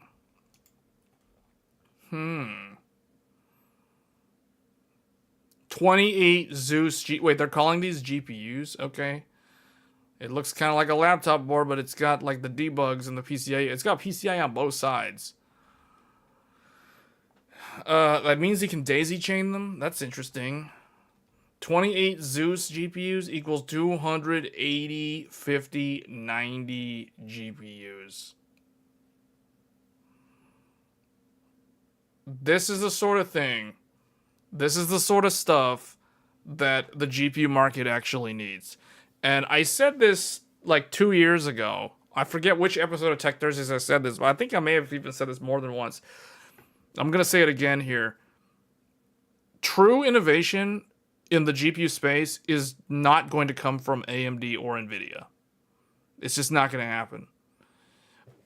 NVIDIA has historically done innovation in certain ways, but it's really not. When you look at it, it's not. Ray tracing was not something that NVIDIA invented. Ray tracing has existed in like film, in cinematography, editing, and rendering for decades. This is not a new technology. NVIDIA did not invent this. NVIDIA's claim to fame with ray tracing and path tracing was bringing it to the gaming industry in some form. That's what they did recently. They haven't actually done anything that's super innovative in the area of graphics in a very long time. You know, and I guess one would also argue that a lot of the stuff that NVIDIA quote unquote innovated on was actually through acquisitions of other companies, namely Aegea for something like PhysX, and we all kind of know what happened with PhysX 32-bit recently on 50 series cards. So it's true innovation like this is going to come from the outside. It's going to come from a company that has nothing to do with NVIDIA, nothing to do with AMD. They're out there doing their own thing. They have their own agenda on what they want to accomplish in terms of coming up with something new, and this is an example of that. So, a few years ago, that Chinese startup company that was the first to market with a Gen 5 GPU. This was back when like the 40 series was coming out. Yeah, so this would have been like 2022. So, what was the name of that Chinese company that made that PCI Gen 5 graphics card? You guys know what I'm talking about? It was like the very first Gen 5 GPU. It wasn't that good in terms of like how fast it was, but it was still the world's first Gen 5 GPU. That way, NVIDIA and AMD can't claim like Gen 5 because they're lost. Like someone else did it before them, so they can't claim world's first. You know, like because large companies like to do that. Large companies like to declare that they were the world's first to bring this thing to the market because it becomes a cornerstone of their corporate history timeline. So like I'll give you guys a good example. AMD was the first to break the 1 gigahertz barrier in CPUs. Not Intel. AMD was the first to go beyond 1 gigahertz with CPUs back in the day. So that's on their checklist of like, hey, look at what we did in history. We were the first to do this. So it's like they can't claim the first Gen 5 graphics card because a Chinese startup beat them to it. So, this is another example. Like, this is the kind of stuff. See, so, like, this is the thing. When I see stuff like this, now, we haven't really vetted if this is, like, true or false or whatever. But I'm willing to give them the benefit of the doubt. Like, these guys seem like they know what they're doing.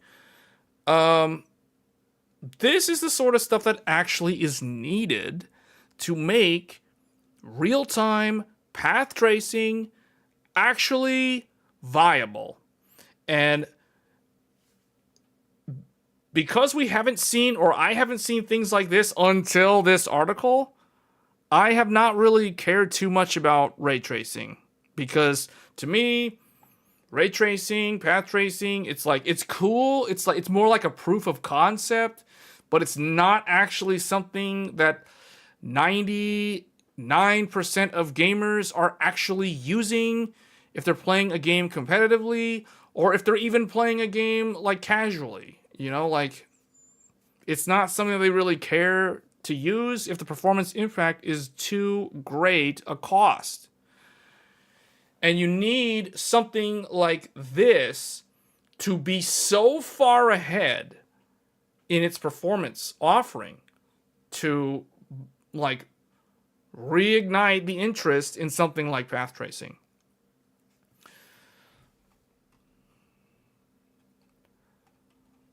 So, okay. Rendering performance.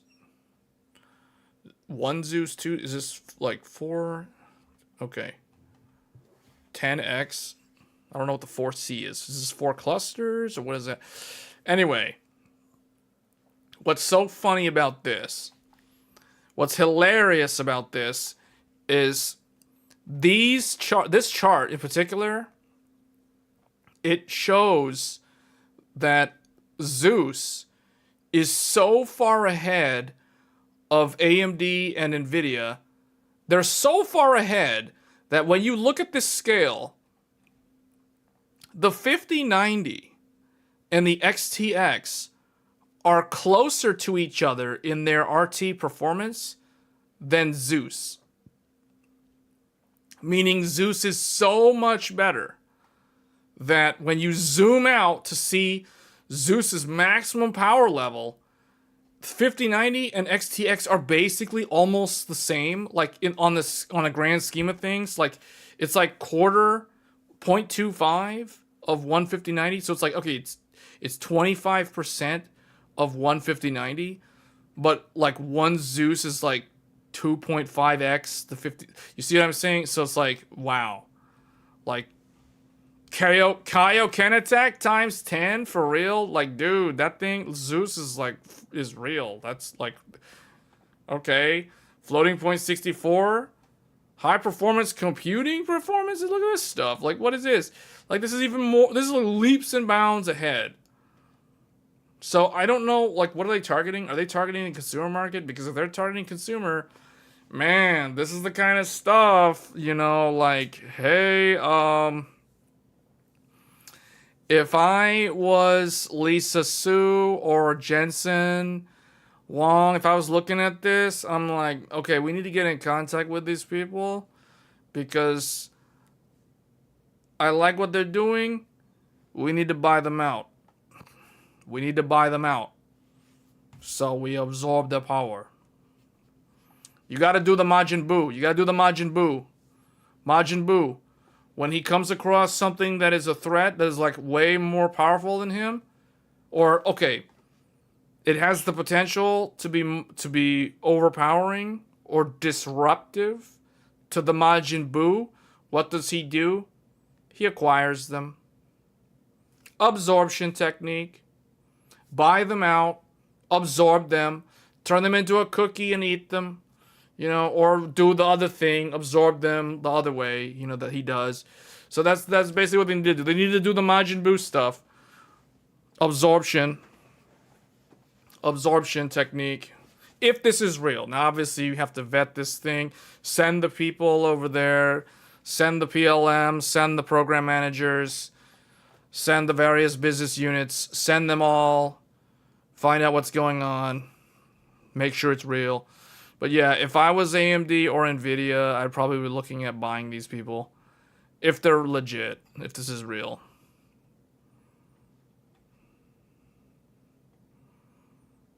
So, it's built on Xilinx. Wait, what? It's built on Xilinx? Are you for real? That's AMD. AMD pulled a Majin Buu. AMD absorbed Xilinx the same way Buu absorbed Gohan. Wait, what? Where does it say Xilinx? Are you for real? Hold on. This is Xilinx? This is... Wait. Is this really Xilinx? It doesn't say it in the article. If this is Xilinx, shame on AMD. AMD acquired Xilinx, and that means this is basically AMD performance numbers. Oh, wait. Whoa. Is this really Xilinx? 300X. Wait, whoa. Who made this chart? What type of chart is this? Look at this. Look at this. This looks like someone from like freshman. This looks like a high school student made this marketing chart. Look at that. Look at that.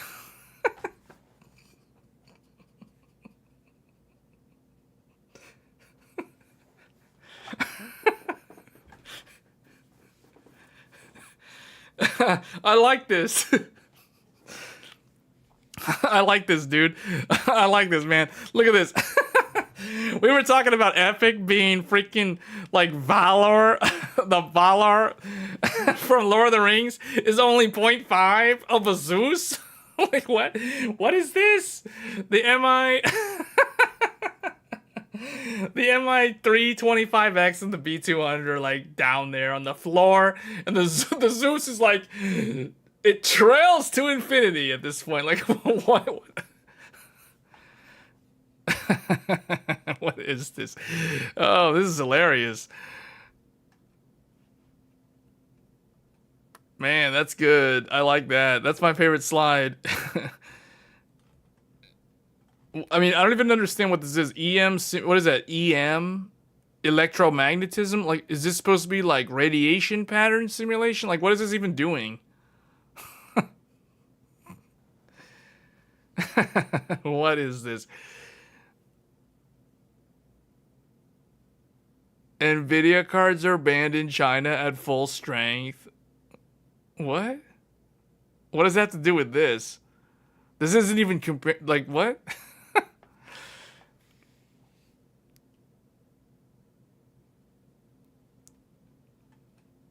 Well, there were no such ridiculous claims. Thunder the Zeus seems from another world. Another world from the future that brings features no other chip manufacturer could. The Zeus is said to bring a modular design featuring LPD. They did this with LPDDR5X. that stuff doesn't have the best latency. But we'll have 2x DDR5 SODIMM, so that's even worse latency. The render shows the earlier render of what the GPU may look like. It also includes an RJ45 connector. Is this supposed to be a GPU from the future? Because it's got like basically everything that the motherboard typically has. Like it has the RAM, it has the SSD, it has the display outs, it has the network connectivity. It has like everything that a motherboard normally would have. Is maybe this is a glimpse into the future of how desktop computers will look. Maybe in the future, the motherboard will have like basically everything, including the graphics card chip. Can you imagine for a second if GPUs were socketed on the motherboard like a CPU? Think for a second how that would change things. Imagine if you bought the GPU die the same way you buy a Ryzen CPU. So like instead of buying a Radeon or a GeForce graphics card, you ended up buying a box like this, but instead of it saying like Ryzen CPU, it's a GeForce GPU in the box, like just the die. And you would plug that into the motherboard just like you plug the CPU in. Can you imagine if that's how GPUs were? Like you don't buy an overpriced cinder brick. You know what I'm talking about? Like you don't buy this chonky 4-slot, triple fan, quad fan. You know, it weighs like a bowling ball. You know, like you don't buy those things anymore. Like you just buy the little chip and you just put it in the motherboard. Just like a CPU. That would be good, man. That would be cool. I think, well, that would mean that the AIBs that only make graphics cards like XFX and Zotac, at least their GPU lines would cease to exist. They'd be forced to like get back into making motherboards or something. That's interesting. Just something to think about. So yeah, this straight up, this is not a GPU, guys. Like, look at this. This has network connectivity. It has an I/O die. This is straight up like a whole SoC. This is an entire SoC. Crazy stuff. This could be the PlayStation 7, for all we know.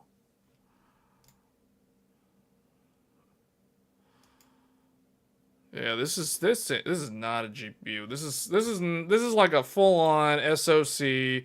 Like this is a straight up like desktop competitor thing. Although now it's not an x86, it's not gonna run Windows. It's, you know, like it isn't even ARM based. It's basically a custom silicon SoC for graphics acceleration. That's what it looks like.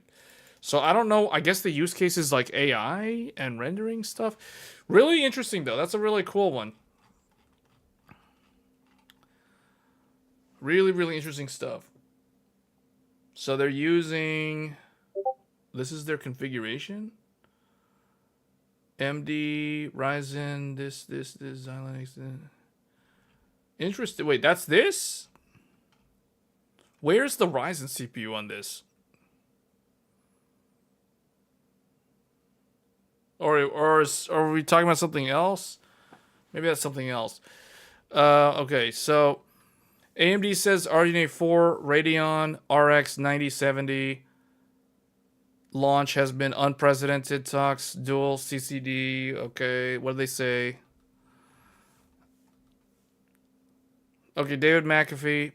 The first generation of our Ryzen 9000 is where we paired together, just like in our prior generations, with our two CCD products, one stacked and one unstacked CCD. And this is the thing that I've got a lot of questions about. Ever since we introduced the first generation of our Ryzen 9000 X3D, why is only one CCD stacked and one unstacked?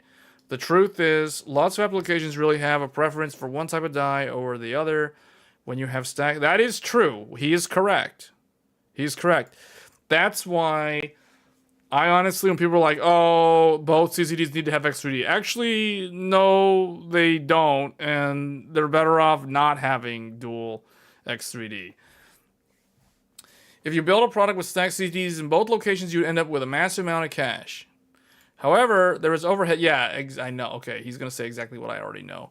There is overhead that goes along with keeping that cache coherent across the CCDs, which results in a little bit of performance penalty. And the truth is, there's really not that many applications, whether you're talking about gaming domain or creator, that can take advantage of the stacked CCDs. So really, from a standpoint of cost for the end user, cost benefit for the end user in this generation. So we looked at all options, and yeah, so he's right.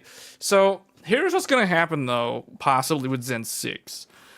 So Zen 6 is probably going to raise the core count on a single CCD from 8 to 12 cores. What that means is that if you think of a Ryzen 9 like what would it be called? A 10950 X3D or whatever. Like, I don't know what the name would be, but the Zen 6 successor to this processor that literally launched yesterday, that CPU will probably be a 24-core CPU with 12 cores with X3D and 12 cores without X3D. That is the sort of CPU that I really, really want. And I say that as someone who literally just spent $700 on the 9950 X3D. Because I'm someone who, if you guys don't know, I use a Threadripper as my productivity daily driver machine. And that is a 24-core CPU.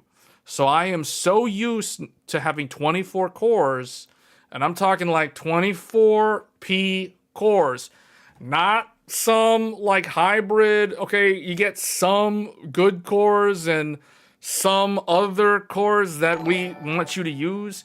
No, not that kind of thing. Which 870E has the best BIOS that is enjoyable to play with?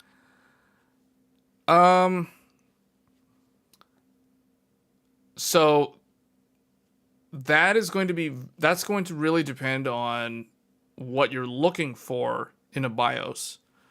So if you're someone who just wants like all the settings, like so many menus and settings, like everything exposed to the user, ASRock has the most settings available in the BIOS.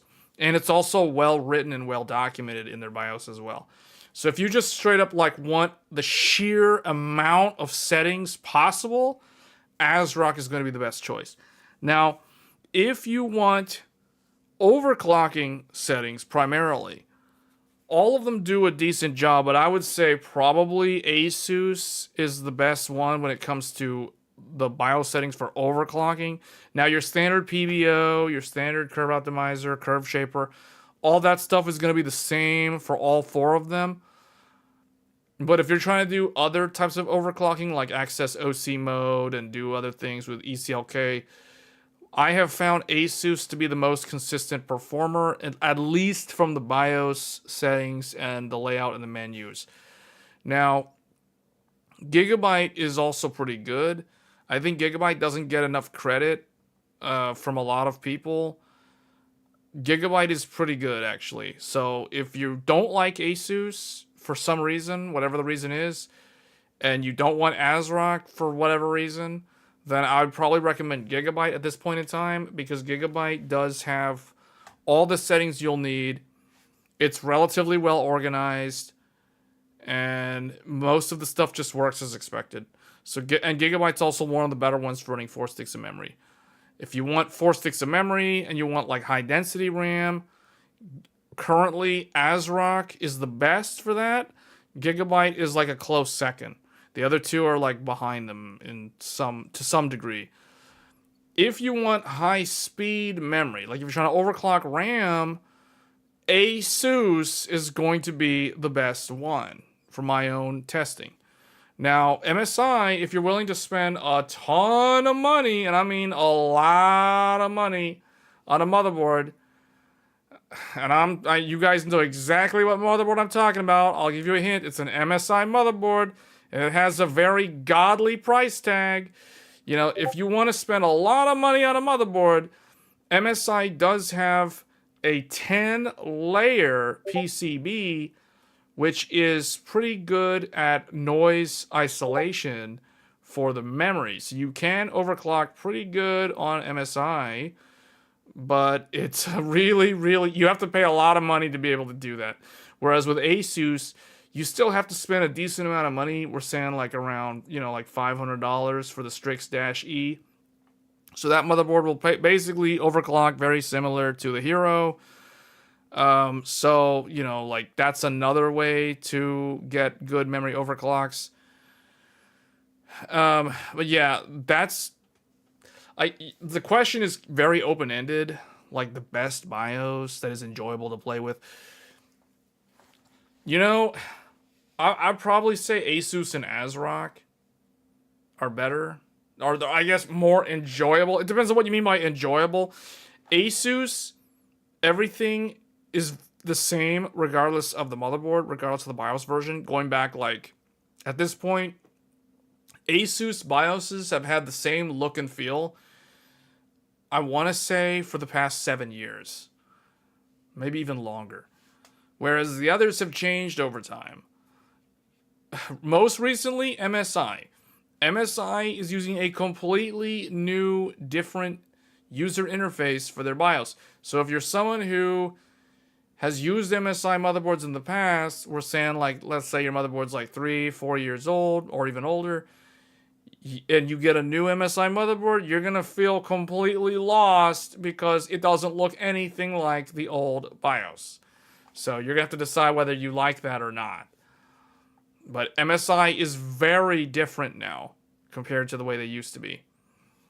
Gigabyte changed their BIOS look about 2 years ago now. I think it's about 2 years. It was 2023. Yeah, 2023, Gigabyte updated their BIOS.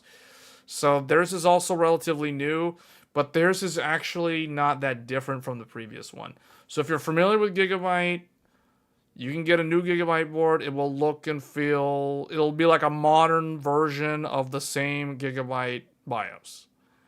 But MSI is like way different. Way different. So, and some of those changes are good and others are actually pretty terrible. So I personally, and I can say this as someone who has the MSI Godlike, so I feel that I'm entitled to fully criticize MSI because I spent the money on that Godlike motherboard. And I'll tell you guys, I have very mixed feelings about MSI's BIOS. Some things about it are good, other things about it are pretty terrible. Like, they should, like, it's like, what were they thinking? It's like that kind of stuff. Like, it's like, did anybody actually do usability testing on this feature? Like, why is this here? So I'll give you guys an example. MSI, if you clear the CMOS on an MSI motherboard with this new BIOS,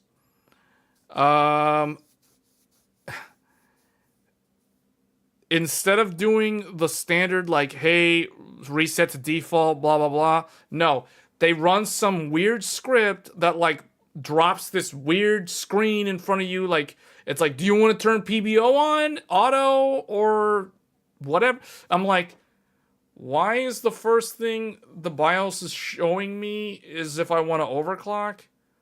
Like, that is not the first thing that you should show the user. So that's the type of stuff that I'm like, I don't like this. Get this out of my face. I just want to see the BIOS menu. I don't want to see this PBO nonsense. It looks like a speedometer. I don't want to see this thing. Get this out of my face. This is not a BIOS. You know, like that kind of stuff. They need to get rid of that nonsense because that's stupid as far as I'm concerned. Because I can only imagine like someone who is less experienced with building computers, if they see that, they're going to be like, oh, what am I supposed to do? Yes or no? Like, turn it on? Turn it off? What is this thing? Like, they might not even know what that is. They might not even know what PBO is. You know? So, like, that is, like, a big no-no. Like, that is stupid. Like, MSI needs to get rid of that. That front panel thing that overrides the default screen. Get that out of the BIOS. That thing is trash. And then some other stuff, too. Like, they have these, like, animations that cover parts of the menu. Try to look like it's doing fancy graphics and stuff. Like, if you like that, that's cool. I don't really care for that thing because I would rather just see the list of the settings and not have to see them get moved around and covered. And yeah, no. So, not a big fan of MSI's BIOS right now. It's kind of like, okay, it looks cool, but it's like all looks and like very bad function. So, I don't know. Like, so I consider them like 4th place right now. Reality, like even with the godlike, I would say they're in 4th place when it comes to the BIOS. Also, their menu, like some of the stuff is in places that you don't expect. Thankfully, they have a search feature. Also, some of their default behavior is weird. Like, they don't have the post beep on by default. I don't know why it's off by default. It should be on by default because if someone doesn't plug in the speaker for their motherboard, they'll never hear the beeps anyway, so why do you disable it by default? Like, that's another thing that's kind of mind-boggling. But the thing is, at least they offer it as an option to turn on or off. Asus straight up doesn't even have the feature anymore. So it's like, thanks, Asus, for removing features and increasing the price at the same time. You know, so at least they're not doing that. But, yeah, there's weird choices. Like, another example of something I don't like about MSI's BIOS, the default behavior for MSI is to disable USB. So, like, when it's asleep. So for example, if you put your computer to sleep, like, I put my computer to sleep. I don't shut it down. I let it go to S3 sleep. Suspend to RAM. So, it goes to sleep. I walk away from my computer. I'm done using it for the day. I come back the following day. I press the space bar on my keyboard, and immediately the computer is awake and everything is ready to go in an instant. No booting, no nothing. No, everything's there. All the applications that were up and running the previous day are still open. They're all there. So that's how I use my computer. Now, the problem with MSI, for some reason, the default behavior in their BIOS is to disable the USB. Meaning, if I put the computer to sleep, and if I start pressing buttons on the keyboard, nothing happens. It doesn't wake up. It ignores the user's input while it's asleep. They're the only one that does this. ASRock, Gigabyte, and Asus, the default is enabled by default, which means I put my Asus to sleep, I press the spacebar or any key or click the mouse and it wakes right up. That's how it's supposed to be because that is the whole point of having the sleep mode on the computer. MSI is the only one that disables that. You have to go in the BIOS and enable it. So it's super annoying because every time I update the BIOS, I always forget to either turn that back on or like turn one of the other things, like the buzzer is disabled by default. Like MSI, I have to turn on like 3 or 4 things every single time I update the BIOS or clear the CMOS. So they're definitely 4th place. The others do not do this. So I guess I would say Gigabyte is 3rd place, and then 2nd and 1st is probably ASRock and Asus.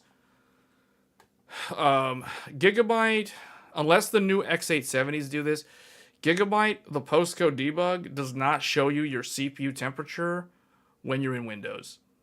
All the other three show you this. So ASRock, Asus, and MSI. When you're in Windows, now I don't know about Linux because I haven't tested any of these boards on Linux, but when you're in Windows, the postcode debug on the motherboard, so we're talking about this thing, this postcode debug shows you your CPU temperature. The beep is important for those of us who don't care about RGB and put the whole thing under a desk, especially for AM5. I don't want to crawl down just to see the postcode to see if it is training memory or otherwise. Yes. The beep codes are very, very useful for more than just that, but that's a very good example of how it's useful. So the beep codes will tell you if you forgot to plug the power cables in your graphics card. For example, they'll tell you if your RAM is not installed correctly. They'll tell you if the CPU is not installed correctly. They'll tell you if your graphics card... okay, the beep codes will even tell you if you forgot to connect the HDMI or the DisplayPort cables to your graphics card. So in terms of troubleshooting problems with the computer, the codes from the beeps are all you really need if you're someone who understands what they mean, how to troubleshoot your computer. So yeah, it cuts down on like all kinds of troubleshooting, because it's like, okay, 4 beeps means the graphics card, something's wrong with the graphics card. 3 beeps means something's wrong with the memory. There's also like the short beeps, the long beeps, the 2 beep. I think one of them is like the CPU is not there or whatever.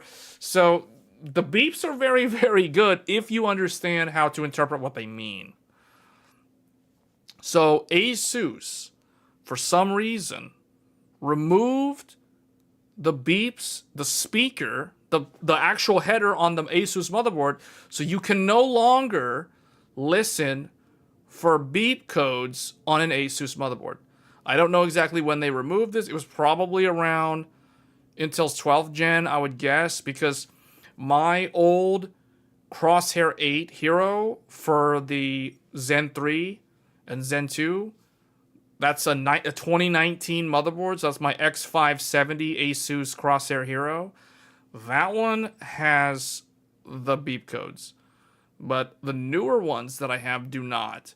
So sometime between 2019 and 2024, sometime in the last 5 years, Asus got rid of the header for the motherboard speaker, or the case speaker. I don't know why they did this. They claim that they got rid of it because most people don't use them. And okay, maybe that's true, but is that a relevant reason to remove the feature? I mean, you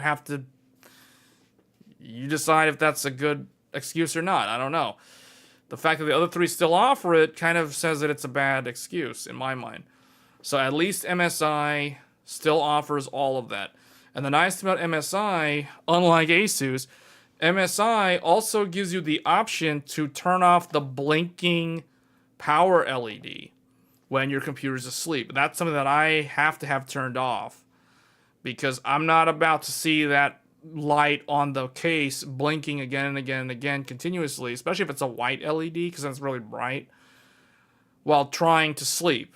You know, if the computer is in my bedroom, for example, and it's an Asus motherboard, I have to put a piece of electrical tape on the power button on the case to cover up the LED, because it's blinking, blinking, blinking, blinking while the computer is asleep, and it's very annoying. Asus doesn't let you disable that in the BIOS. MSI lets you disable the blinking behavior in their BIOS. Now, MSI is the only one that offers the choice. They say blinking or they say dual color. Dual color is their way of saying when the computer is awake and in use, the power light is on.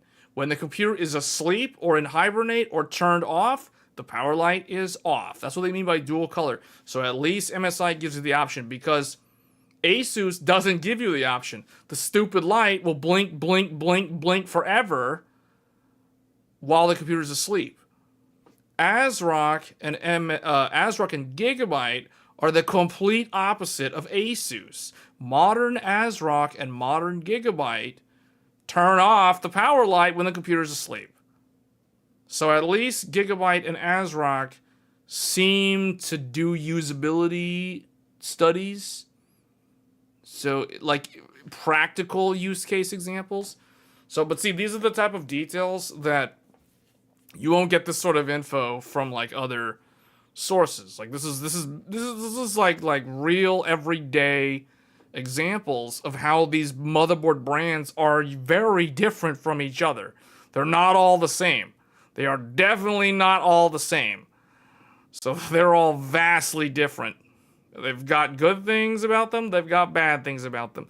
MSI is a mixed bag, but MSI gives you choice. So I guess the good thing about MSI, they give you lots of choice. You don't want the blinking LED when it's asleep? Turn it off. You want the post beeps so you can troubleshoot your computer easier? You have them. So it's like at least they give you the choices. Asus taketh away the choices. You don't get a choice. You can have the annoying blinking LED in your room when it's asleep all the time. There's nothing you can do about it unless you don't want to use sleep mode. I guess you could unplug the power LED from the motherboard, and then you just don't have the LED ever lighting up at all. So you could do that. I mean, okay, yeah. But you know, like that's a very stupid choice that you have to make. Thanks, Asus.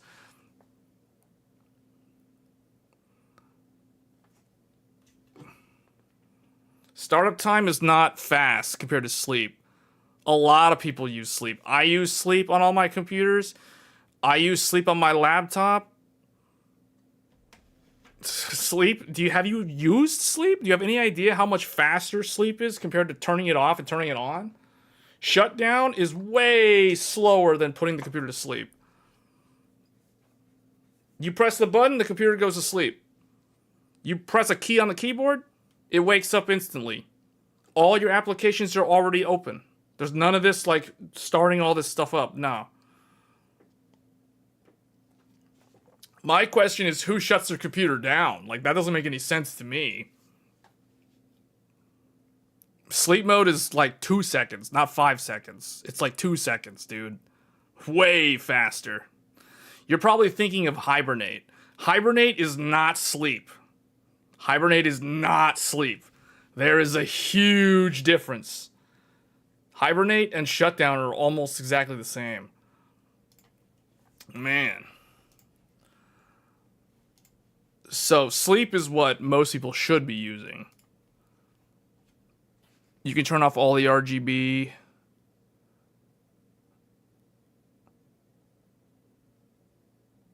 We're not talking about the RGB. We're talking about the power LED on the case. That has nothing to do with the RGB on the Asus board. You're talking about turning off Aura. Turning off Aura doesn't turn off the blinking light on the power button on the case, because that has a different function from the Aura.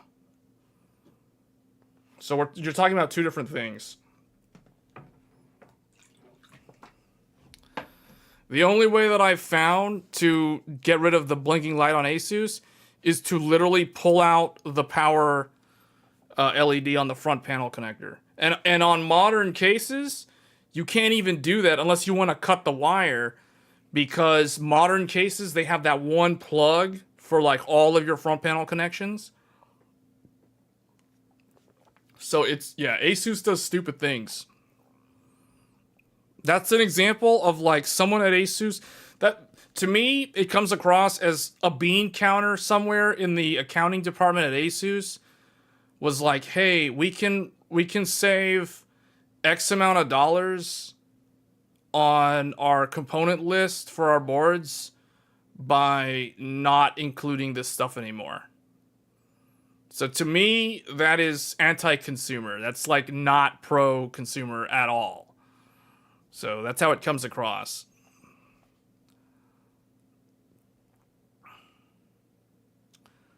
The 9950X3D still have the still have the what? There is no burning issue. What are you talking about?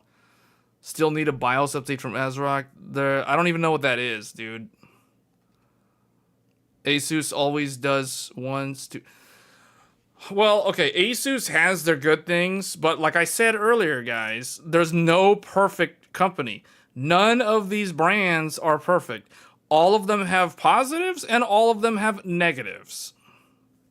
None of them are perfect. There's no perfect motherboard. I could sit here for hours and criticize or promote any one of these motherboards. I could basically talk about how all the good things that the MSI Carbon has. I could also tell you all the bad things about the MSI Carbon. So we would be here for hours, and that's not what this stream's supposed to be about. We're not supposed to be sitting here criticizing motherboards or promoting certain motherboards. Let's real quick here. So Intel Arrow Lake desktop CPU refresh is back on the menu. Minor upgrades, including faster NPU. So this is one area where I think Intel will improve is the NPU. I think the newer one is going to have more than 50 tops. Currently, I think it's 45 tops, if I'm not mistaken. It's like 43 or 45 tops. So I think they're going to go up to like 75 tops. So they're going up to, actually, Arrow Lake doesn't even have 40-something tops. It's more like 13. I'm thinking of the laptop chip. The laptop one is the one that has like 45. So this could be mobile though. 75 tops sounds like it's on mobile.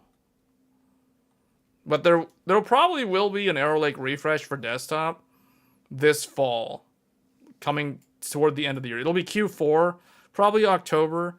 If I had to guess, they're going to get some new Arrow Lake refresh. So think of it like, it's just like how Intel launched 13th gen, and then a year later, they launched 14th, I almost said 13th gen plus.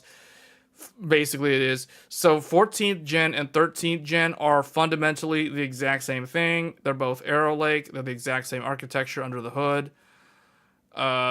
This will be very similar to that. So this is basically going to be Intel Core Ultra 300 series, which is basically a refresh of Intel Core Ultra 200 series. So it's probably going to be a little bit faster. It'll probably be noticeably better in multi-thread, because I think that they can probably push the E-cores a little bit harder, and that will translate into better multi-thread performance. So that's what I would expect to see from these guys. I don't know if the desktop processor will have the improved NPU. I think that's mostly going to be for laptops. But this will probably be the last CPU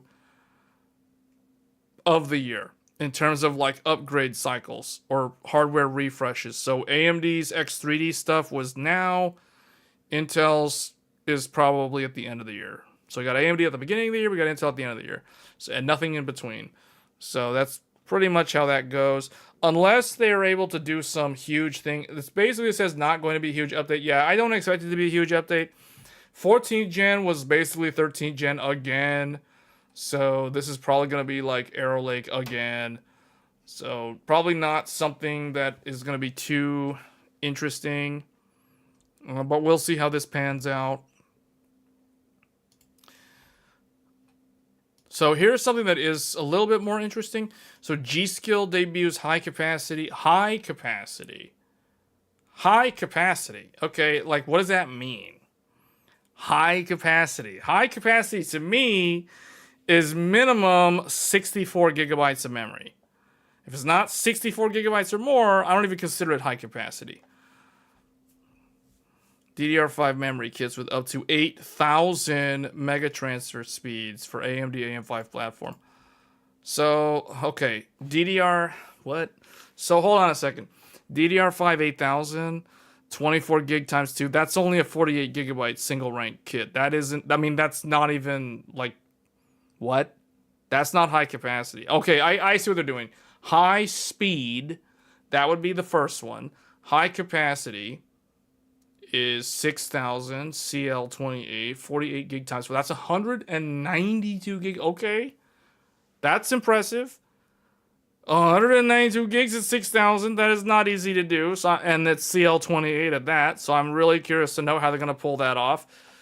And then low latency.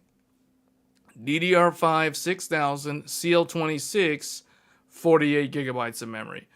So this is 48, 192, and 48. That's a lot of RAM. That middle one is the most impressive one. Most impressive one.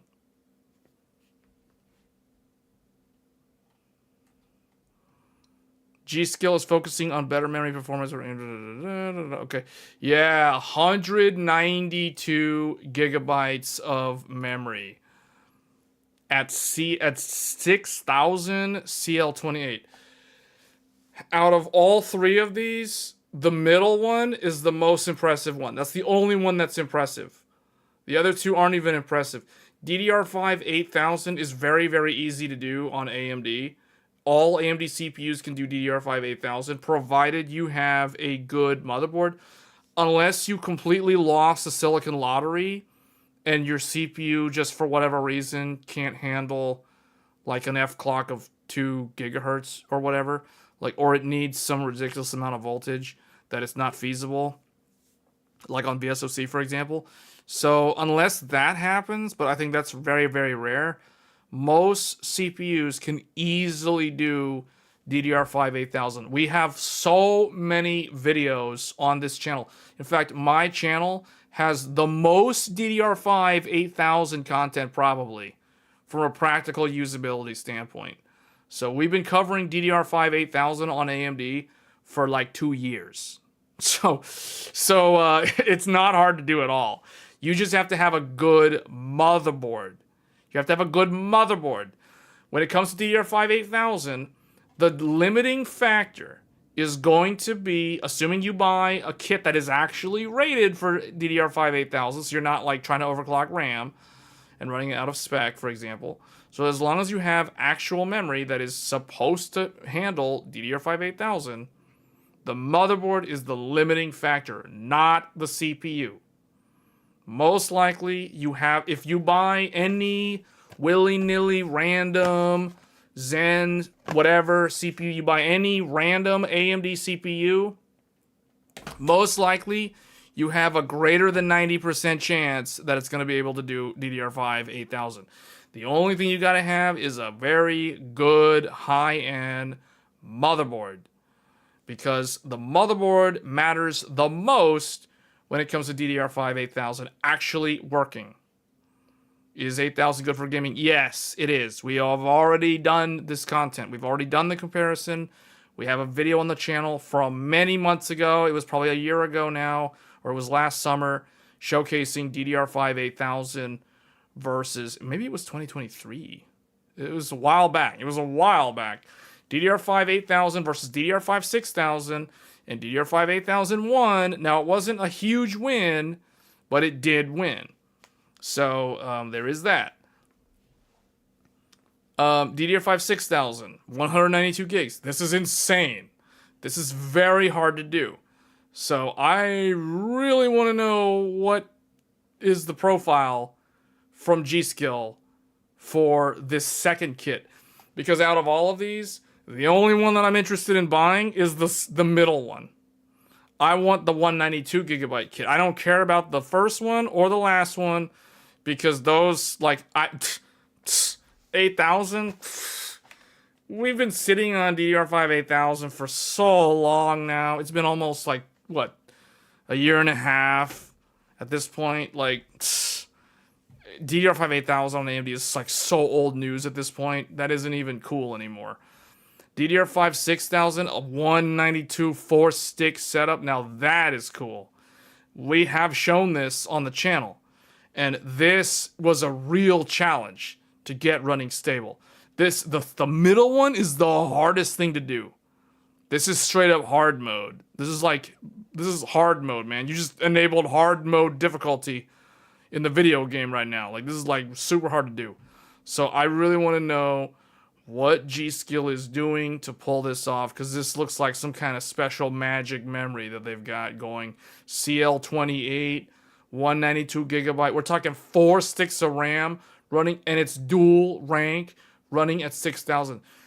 Unless this is some kind of magic single rank 48 gig on one stick, which I don't know how they're doing, but I'm really hoping for something like that, because that will make this for real. Like, this will actually work very easy if that's the case. But yeah, I gotta know what this profile is. They probably found the secret settings. They found the secret proc ODT value, the on-die termination values, the RZQ value ratios. If GSkill spent like weeks and weeks and months trying to figure out like what's the magic on-die termination and which motherboards are certified, I have a feeling this will only work on a handful of motherboards. So that is really, really nice. That second one right there, that is very tempting. That 192 gigabytes at 6,000. CL28, man, that is crazy. The last one, who cares? It's DDR5-8000 and it's 48 gigs. No one cares. 8,000's better. So it's like, yeah, whatever. So here, they've got the 8,000 stuff running. This is not hard to do. We've been running 8,000. We've been running the same exact memory setup on the 9800X3D since November, guys. Like, this is whatever. So, but, you know, they're showing, hey, a lot of people probably don't know that you can do this. It's not that hard. But anyway, okay. As long as you got a good motherboard. Because look at what motherboard they're using. Oh, lo and behold, it's the exact same motherboard that I'm using. The ROG Crosshair X870E Hero with a BIOS from October of last year. Okay. And then here we... Ooh, okay. Oh, this is 192 gigabytes. 192 gigabytes. Oh, man, Memtest Pro is passing. That is some good stuff right there. But guess what motherboard they're using? They're not using Asus, because newsflash, the Crosshair is pretty terrible at running 4 sticks of dual rank. I tried it. There's a reason why there's no video on the channel showing 192 on an Asus, because it doesn't work. And guess what? They're not using Asus on this one. X870E Carbon Wi-Fi MSI to the rescue. So this is why I said earlier the motherboards are not alike at all. They're all very, very different. So yeah, this one, you gotta go either ASRock or Gigabyte. I'm surprised MSI, man. I did not know MSI. I mean, I got it working on the Godlike, but it was not easy, man. The Godlike, it was harder to get this working on MSI than it was on Gigabyte and ASRock. ASRock, so if someone comes to me and they're like, hey, what motherboard should I get for 192 gigabytes of RAM? I would recommend them ASRock or Gigabyte. Definitely ASRock or Gigabyte. Those were the easiest ones to get working stable. MSI was third. Asus was like, I can't even get it to be stable. So I don't know. Like the Crosshair Hero and 4 sticks of dual rank doesn't really mix too well. Unless you're running at like JDEC 4800 or maybe 5200. So it's interesting how they're all different. It's like if you want 2 sticks to go as fast as they can, get an Asus board. If you want 4 sticks of memory and you want the memory to be like jam-packed full capacity, get an ASRock or a Gigabyte.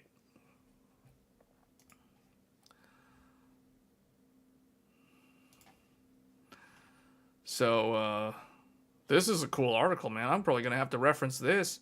I'm going to go back and look at this. I want to find out what is the actual SKU. This kit in the middle is the one that I want to get. I want to test that on Intel also, because I've been meaning to test 192 gigs on like Arrow Lake. Arrow Lake is good. Arrow Lake is better than Raptor Lake when it comes to running memory at high speeds. So one thing that Raptor Lake did not do that well, which is funny because like a lot of people claimed that Intel could run high speed. Intel was all about like Silicon Lottery. as far as I'm concerned. Like, my 13900K cannot do DDR5-8000. Like, this memory kit that I've been using for like a year and a half now, what I call the magic memory, the memory kit that's DDR5-8000. Basically, it's similar to this first one here that's listed on their site or on this article. This was purchased. This is Intel XMP. This does not have Expo. It literally says Intel XMP on it. But guess what? I use it with AMD because it works on AMD. It doesn't actually work on the 13900K. Now, it does work on Arrow Lake. So my 285K does support, or does work stable. It's 100% stable with this DDR5-8000. But the 13900K that I have was not stable. In fact, it was so bad that it corrupted my Windows install. I had to go reinstall Windows. So, and that's not fun. That's annoying. So, yeah, all this stuff about high speed on Intel, to me, it's just a bunch of people that are overclocking it briefly with copious amounts of voltage that will probably damage the memory long term. And it's not realistically usable.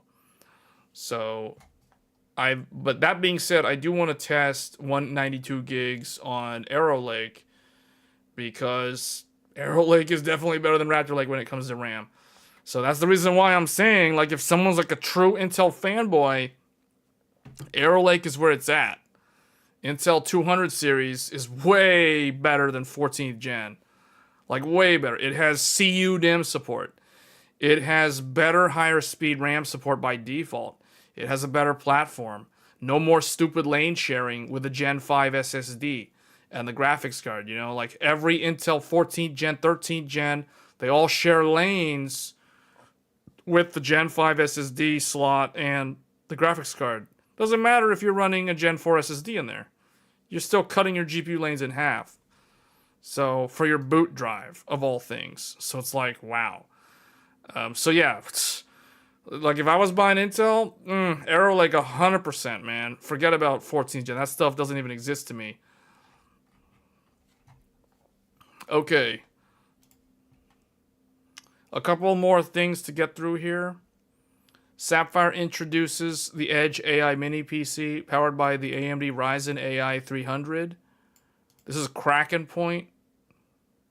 I forgot what Krackan Point is. I think this is like the newer... This is like a refresh, or is this like the... I forget what this is. I think this is like the lower end Strix Point, or is this the higher end Strix Point? I don't remember anymore. AMD has so many mobile CPUs this year. It's so hard to keep track of all of them. They have Strix Point, Krackan Point, Strix Halo. They have the 9000 series in mobile, which are none of those CPUs that I just listed. Like, they've got like so many CPUs, it's so hard to remember all of them. Is low 80 Celsius normal for gaming, MH Wilds, on air? Or should I repaste my 9950X3D? No, it can get up to that. I don't know if it should stay that all the time. I don't think it should be in the 80s all the time. But I think if you go to a base camp, it can get up to 80 or in the low 80s. It can even get, I've seen it get up to like 89. Well, okay, 9950X3D. So I have not really looked at the temperature on that one for the game yet. But I can tell you, as someone who has played the game with this CPU, the standard 9950X, which is going to be very similar in terms of power consumption and the temperature, this can get up into the 80s. This can even get up into the upper 80s in worst case scenario in like a base camp where there's a lot of other players. Basically, when the game is very, very CPU bound, you can see that happen with these CPUs on an air cooler. So it's going to be hard for me to retest because I've switched over to the AIO to test with the newer CPUs. So, but yeah, I think that's normal. I think that's normal.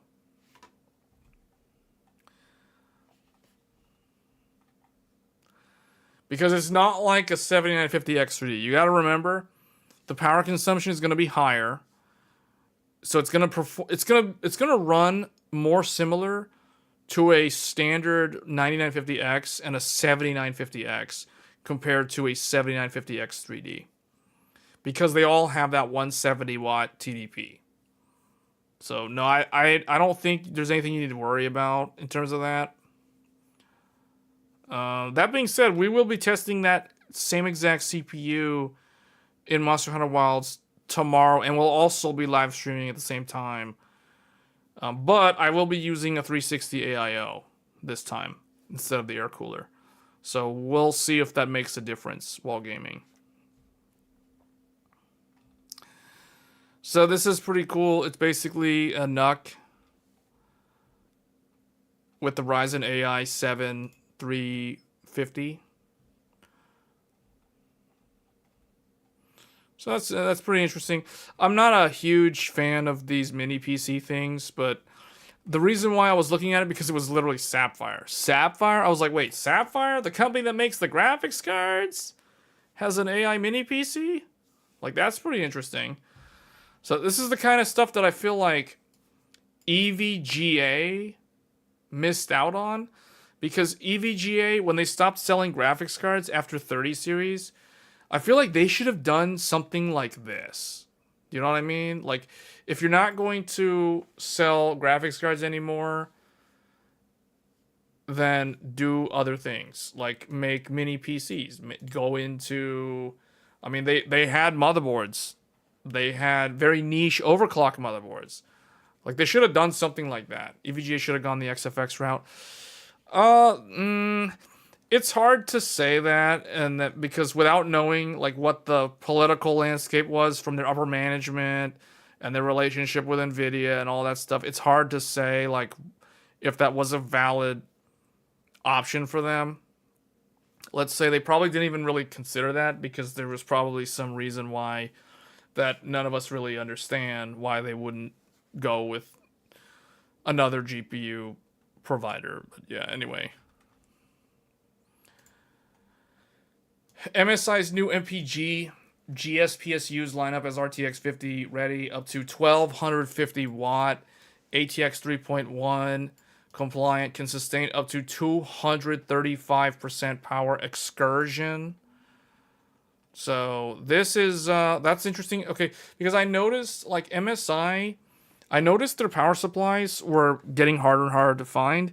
So I thought, are they getting out of the business? So they're not going to sell power supplies anymore.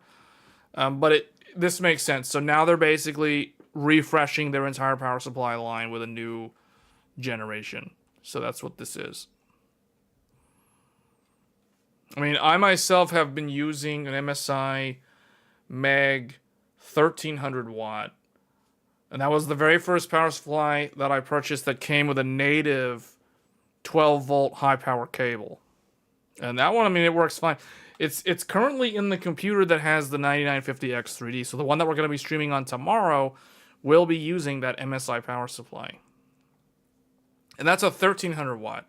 So I guess the Meg, the MEG is going to be 1300 watt and above. And MPG is the one tier below that. So from 850 all the way to 1250 watt.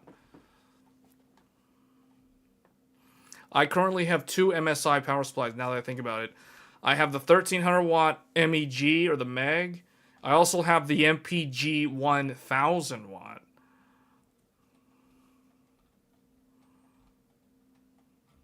So, okay, well that's cool.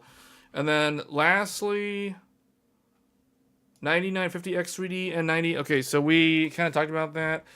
We already talked about this. So, depending on where you are in the world, it shouldn't be too hard to get one of these. So, I don't expect this to be scalped like crazy. I think the supply is big enough and the price point is not high enough to tempt scalpers. Now, I could be wrong, but I think like $700 for a CPU it's a tall order.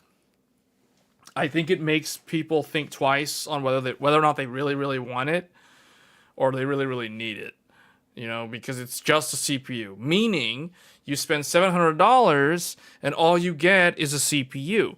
You still need the rest of the computer. You still need RAM. You still need an SSD. You still need a motherboard, a case, a power supply, a graphics card. You still need all this stuff.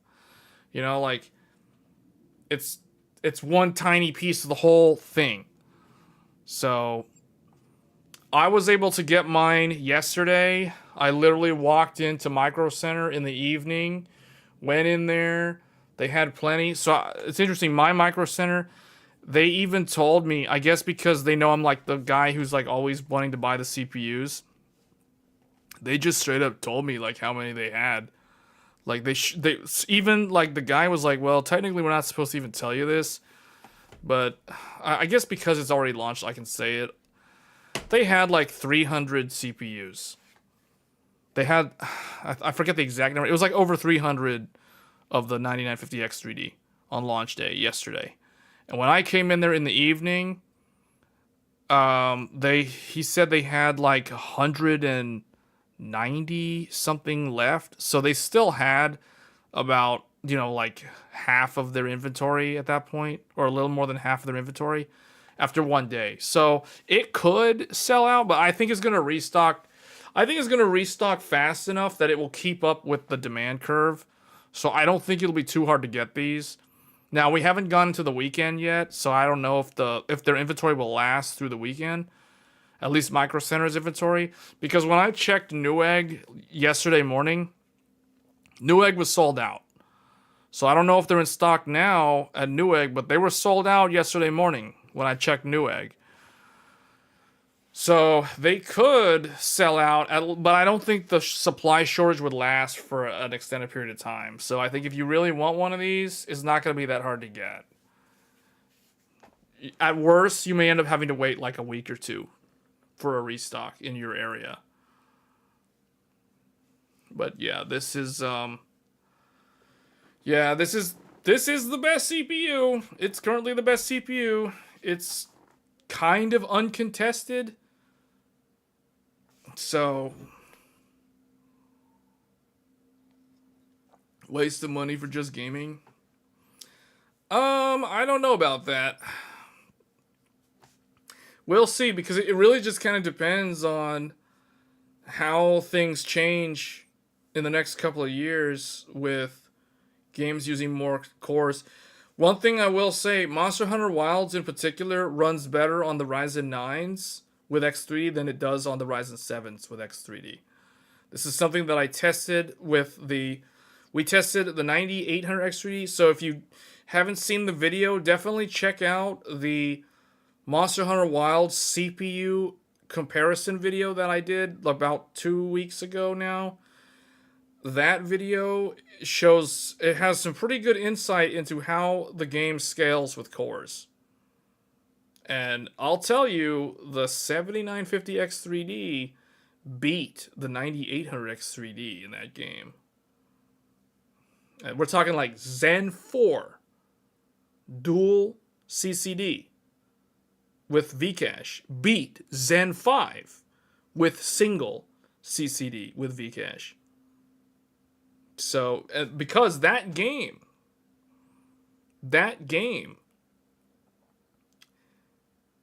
can scale to 12 cores. So, I don't know. Someone like me, it's a no-brainer. Like, that is the CPU that I've been waiting on for, like, since the 7950X3D. So, I have to have that. Like, in fact, currently, well, what will probably end up happening, so what's in here? This is the 9800X3D. So I will probably put so what I'll do now that I have this, the 9800X3D is probably going to go into an open test bench that I can use for quick swapping GPUs for like GPU comparisons. That's what will end up happening. Meaning I won't actually use the 9800X3D anymore for my gaming computer. I will continue to use the 9950X3D. In fact, it's gotten to the point where that CPU is so good that I'm starting to question whether or not I even need to have two separate computers. Because I was thinking the other day, I was like, wait a minute, why do I need, like, if I'm recording part of a video on that PC, I can just edit the video. Game mode on or off for MH Wilds when you use the 7950X3D? It was on. It was on. For Monster Hunter Wilds. if you turn it off, well, you can turn it off and see what it does. If you turn it off, I think what will end up happening is that the performance will be more like a non-X3D. So,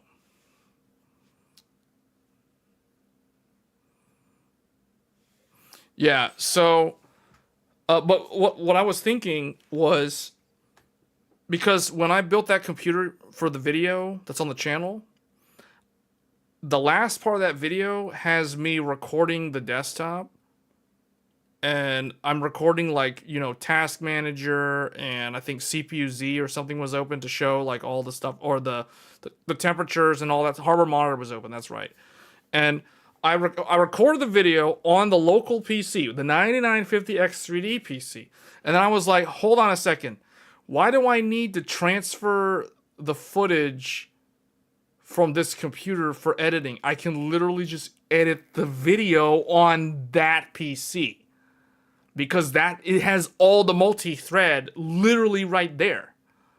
You see what I'm saying? So I was like, I don't actually need the two computers now. Like, both of them, like the one computer has the multi-thread for the video editing, and it also has the gaming performance that the other CPU had. You know what I'm saying? So it's like, I was like, wait a minute, hold on a second.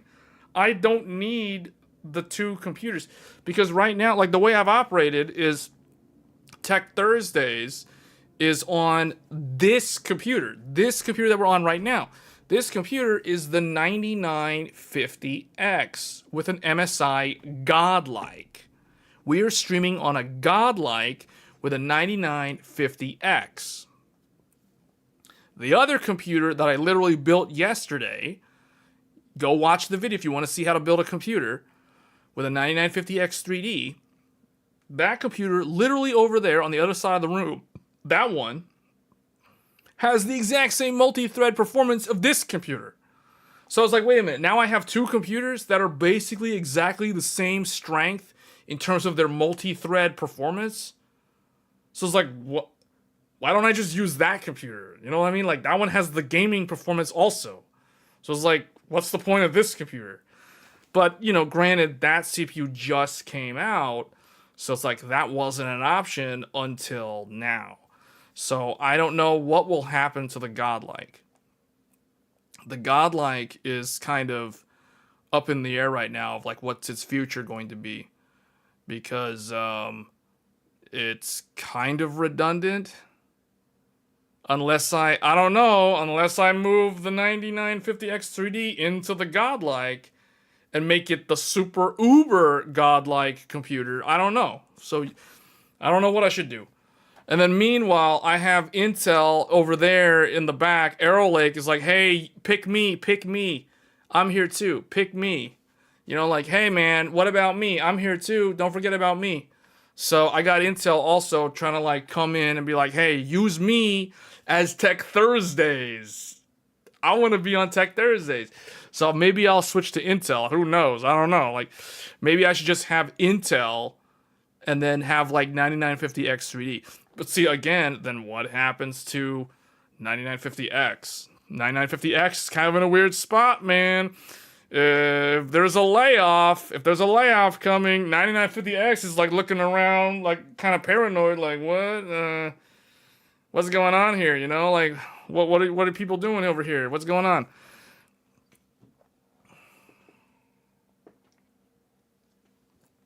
Would you swap the graphics card? Okay, so here, let me give you guys kind of the list, because I gotta figure out what I'm gonna do. Like,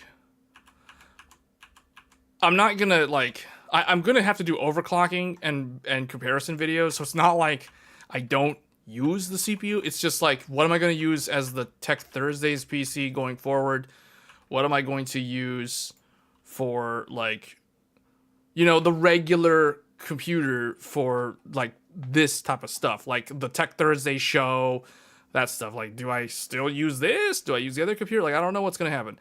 So currently, here is the computer. So there's X870E Godlike with Ryzen 9 9950X with Sapphire Nitro 7900 XTX.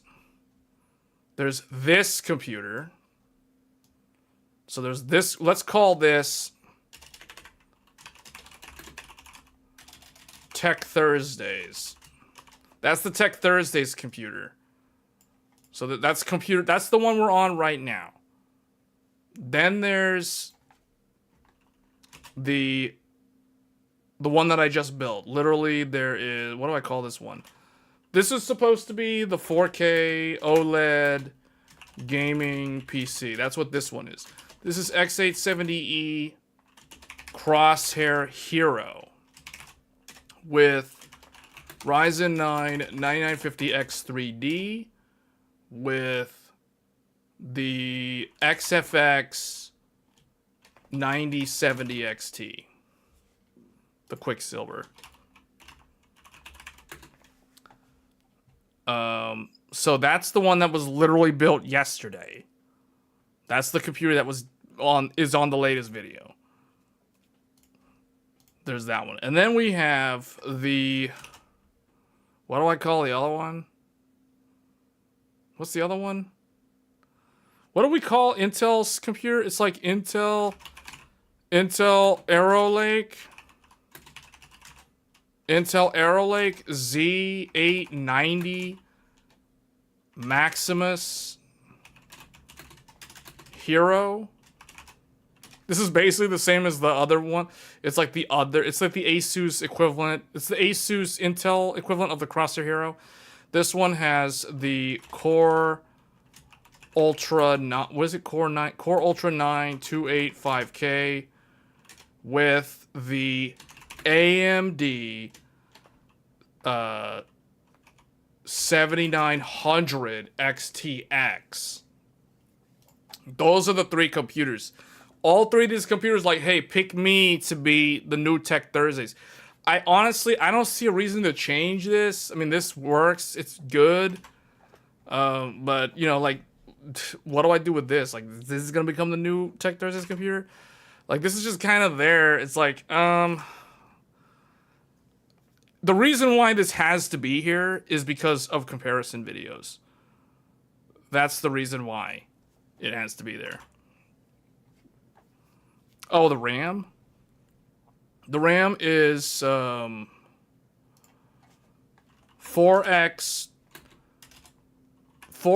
24 gigabyte, 6400 GSkill. It's all of them are GSkill. It's all GSkill. Dude, look. It's a bunch of GSkill RAM. There's literally a whole bunch of GSkill RAM. It's all GSkill. 4x24 at 6400 GSkill. Then we got GSkill 4x 24 gigabyte at 6400. And then we have in here 2x 48 gigabyte at 6400. So all of them have the exact same amounts of RAM. You have 96 gigabytes, 4 sticks, 96 gigabytes, 4 sticks, and 96 gigabytes, 2 sticks. So Intel gets 2 sticks. The AMD boys get the 4 sticks. But it's all the same speed. They're all running 6400. You got 4 single rank, 2 dual rank. So in terms of like how hard it is, they're equivalent to each other.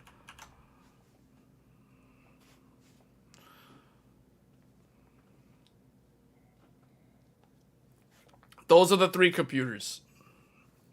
This is the new one, though. This is the new one. This one's been around. Well, okay, I say it's new. I mean, it's new because it has these two things. Those are the two new things about it. Basically, what ends up going here is the computer that I'm, like, testing. So this is the one that I'm, like, making videos about.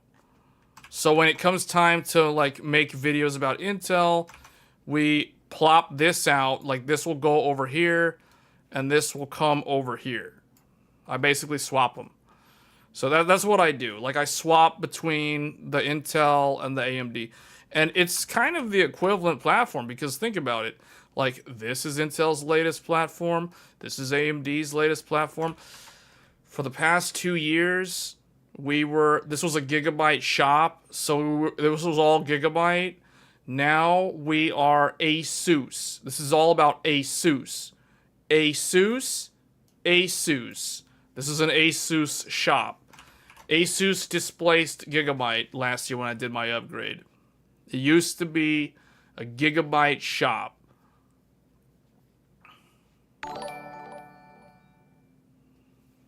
You got to put the 9950 by 3D in the godlike. Why do I need to do that? What? Really? That's the one with the most throughput, CPU-wise? Wait, why do I have to put the... I mean, I can, but, like, why? You want it to become the uber godlike?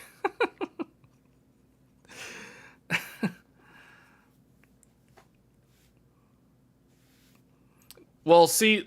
So, I guess those of you that have not watched my channel for a long period of time, those of you that have been watching this channel for a while, I would say like since last summer or even before last summer, you guys know that this used to be a Gigabyte, like I used to be a Gigabyte shop. Like it was all Gigabyte. Like we did all the, I mean, ASRock was also kind of there, but it was mostly Gigabyte. Like the previous platforms was X670E, Aorus Master, and Z790 Aorus Master. So this is what with this one was 7950 X3D. This one was 13900K. These were the old computers from 2022. Those are my 2022 computers. So if you guys are new to the channel, you're unaware that we used to be a Gigabyte channel. Like we used to like all the overclocking guides for Intel and AMD were all focused on Gigabyte BIOSes, Gigabyte UI. It was all Aorus. It was all Aorus. So what happened last year? So we did a bunch of motherboard content last year, and since that time, I evaluated all the different motherboards. And my conclusion at the time was, out of the 4 motherboard manufacturers, I chose Asus. I chose to upgrade this time around to Asus because see the problem is when if you're running a channel, if you're running a media channel like this, doesn't matter if you're a big channel or a little channel, because this is a little channel. But what I'm saying is you have to have consistent results. You have to try to make your results as consistent as possible if you are objectively comparing competing products. So in this case, if we're comparing CPUs from AMD and Intel, you want to try to minimize the degree of variability. So what that means is that if you're going to compare, this is my philosophy. Now, not everybody follows this. But like if I'm going to do a test rig for AMD, if it's going to be Gigabyte, then that means Intel, objectively speaking, to try to limit the variability, I want Intel to also be on a Gigabyte motherboard to minimize the degree of how different the results could end up being. You see what I'm saying? So that is the reason why previously this was a Gigabyte-centric channel. But after evaluating all the new motherboards, my conclusion at the time was Asus is what I would select to go with. So I opted to go with Asus, hence the reason why now we have switched from using Master, because we were using the Masters. Now we are the Heroes. See? You see the pattern? So there's a method to the madness. It makes sense when you look at it. When you zoom out and you see, okay, so it's like, I see what you did there, right? So we were testing like Intel 13 and 14 by that extension, and then AMD's Zen 4 and Zen 4 X3D and all this other stuff. So those were all Gigabyte. So now what you will see from me is Asus. most of the time. It'll be Asus BIOS most of the time. Apex is, no, we will not be testing Apex. There's no point. So the Hero with the 2 DIMM, with the, so that's a good point. Like the comment about the Apex is interesting because that further shows why specifically the Hero was selected for this role. So the main reason why I went with the Hero is because the Hero, not only does the Hero have 4 DIMMs, because if you have an Apex, you can't test 4 sticks of memory. I'm not going to go and spend all that money on a motherboard and I'm going to cap out at like 96 gigs of RAM max. You know, like that's not happening. That's not what this channel is about. This channel will do more stuff with stuff like 192 gigs of RAM, 128 gigs of RAM. Like that is more interesting. That is way more interesting than like, oh, an Apex with like DDR5-8000. No one cares because that's so easy. That's like easy mode. That isn't even challenging. So you want challenging? Try doing 192 gigs of RAM at like 6,000. That's challenging. That's way more challenging than trying to run like DDR5-8000 on an Apex. So you can do you can do high density RAM with the Hero. At the same time, the Hero has a feature called Nitro Path. Nitro Path, an Asus exclusive technology. And this is one of the reasons why Asus won the contest for who will be the next vendor that provides the motherboards, or like what brand are we going with for the next like 2 years. And Asus won. One of the reasons, not the only reason, but one of the reasons Asus won was because of Nitro Path.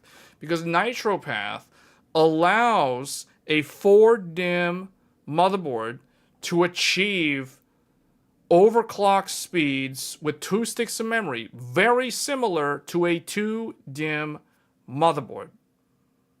Because Nitro Path essentially reduces the, we'll call it the electrical noise or interference that can be detected on the open memory sticks, or the open memory slots, I should say. So that is the reason why Apex is like a waste of money in my mind, because of Nitro Path. This is definitely the one to get. Hands down, if you're someone who's like hardcore overclocking. Okay, but anyway, so realistically, I don't see anything changing. I think these two will basically be my test computers for now, going forward. So overclocking guides, all that stuff. Now I know people have been asking me for overclocking on Godlike. So the reason why we will do that, because people have been asking, so I will do a guide on overclocking on the Godlike. But the reality is the settings are pretty much the same. So like if I'm showing PBO, Curve Optimizer, Curve Shaper, if I'm showing that on a Hero, the settings are also on the Godlike. They're in the, it's a uniform menu system. It looks the same. It's an AMD Agisa based menu. It has nothing to do with MSI or Asus. The only thing that those guys have control over is how they present that to the end user. So they might put it in like another menu area, but it's still the same exact settings. So we will do some content on the Godlike, but you guys have to understand, like, this is supposed to be a static computer that's meant for production.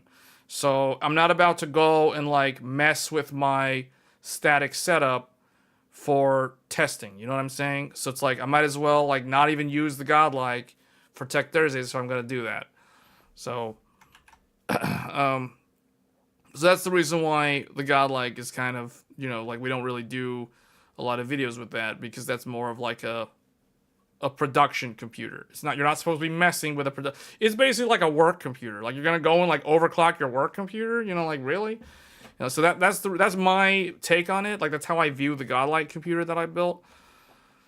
So this is part of the workflow, we'll say. So it's separate from like like these computers are more like test bench computers. Whereas this is more of like this is kind of like the one-off over here on the side. So, but anyway, we don't use this anymore. We don't use this anymore. We will eventually. Okay, I say we don't use them. So this will still be used when we have to show like 13900K in comparison content, you know, like CPU benchmarks. So I have to keep using that. So we're going to continue using that. This one, it's convenient for me to keep this around because that way I don't have to like pull off the cooler and swap this out. But sometimes the master can give slightly different results than the hero. But again, this can give slightly different values from this, but you have no control over that because Intel went and changed the socket. Like, this is a completely different socket from Arrow Lake, so it's like you can't really do anything about that. So you're kind of forced into using, you know, last gen and comparing that with like a newer motherboard. So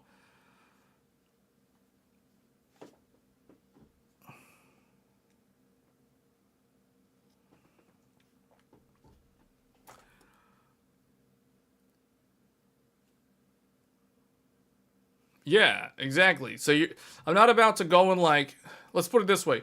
I'm not about to go and like overclock RAM on the Godlike and put myself at risk of corrupting my Windows install, or worse, the files on the computer for the channel, because that would be great, right? Like, oh wow, I just corrupted all the files. So because of an unstable memory overclock. So that's the reason. That's the main reason why. Like these computers are more of like, you know, you mess with them to see what the silicon can do, what's the overclocking limit, blah blah blah, all that stuff. This computer, no. This computer is like a special one that's like used for production, for the channel, primarily for the channel stuff. So, like the live stream, we're literally live streaming on the Godlike right now. 9950X3D cannot be synchronized with this. Will cause errors. Yeah, but you don't need to do that. What was the reason you got the Godlike? Because of productivity reasons. So I'll tell you. Number one,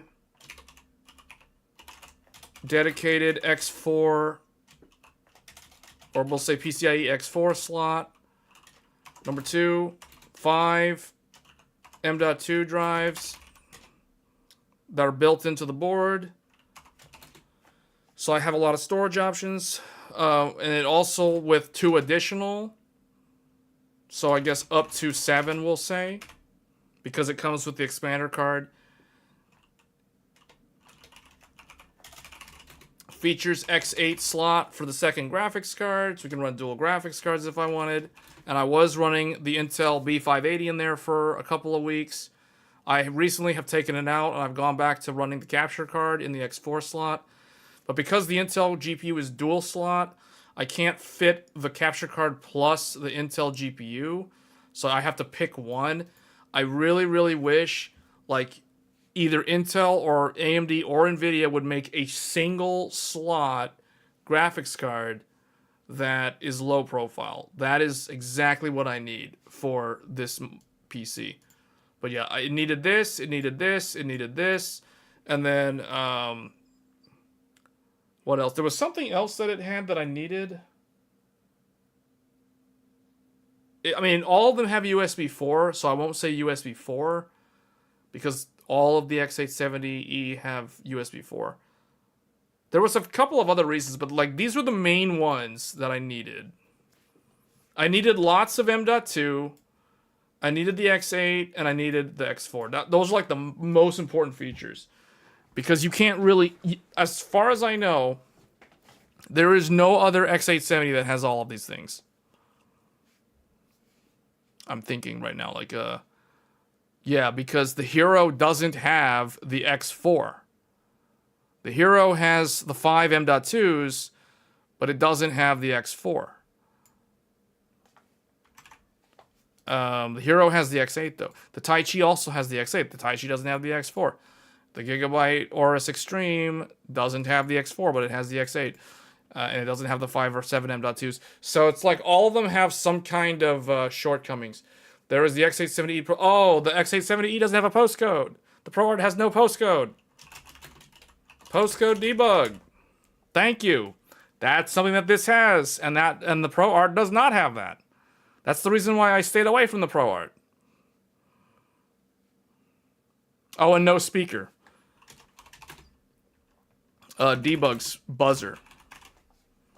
Yeah, it has a debug buzzer. The Asus boards don't have the debug buzzer. So, basically, here's the thing, guys. Oh. 10 gig. That's the one I couldn't remember. 10 gig. 10 gig for the LAN. So, the way I look at it, the ProArt, the Godlike has everything the ProArt has, and it's just straight up better. 10 gig is not on the Hero. No, the 10 gig does not. The Hero does not have 10 gig. The Hero has 5 gig plus 2.5. This is 10 gig plus 5 gig. This is just straight up better than the Hero. So, yeah, no. So you guys can see, like, this thing has stuff that it has, like, all the things that are all on one board. Yes, I use the 10 gig. I use the 10 gig. You know why? Because the 10 gig allows me to run it direct to Threadripper.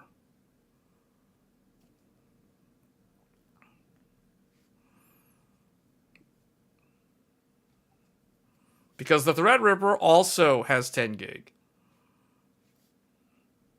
So it's very easy for me to do file transfers between Threadripper and the Godlike for that reason.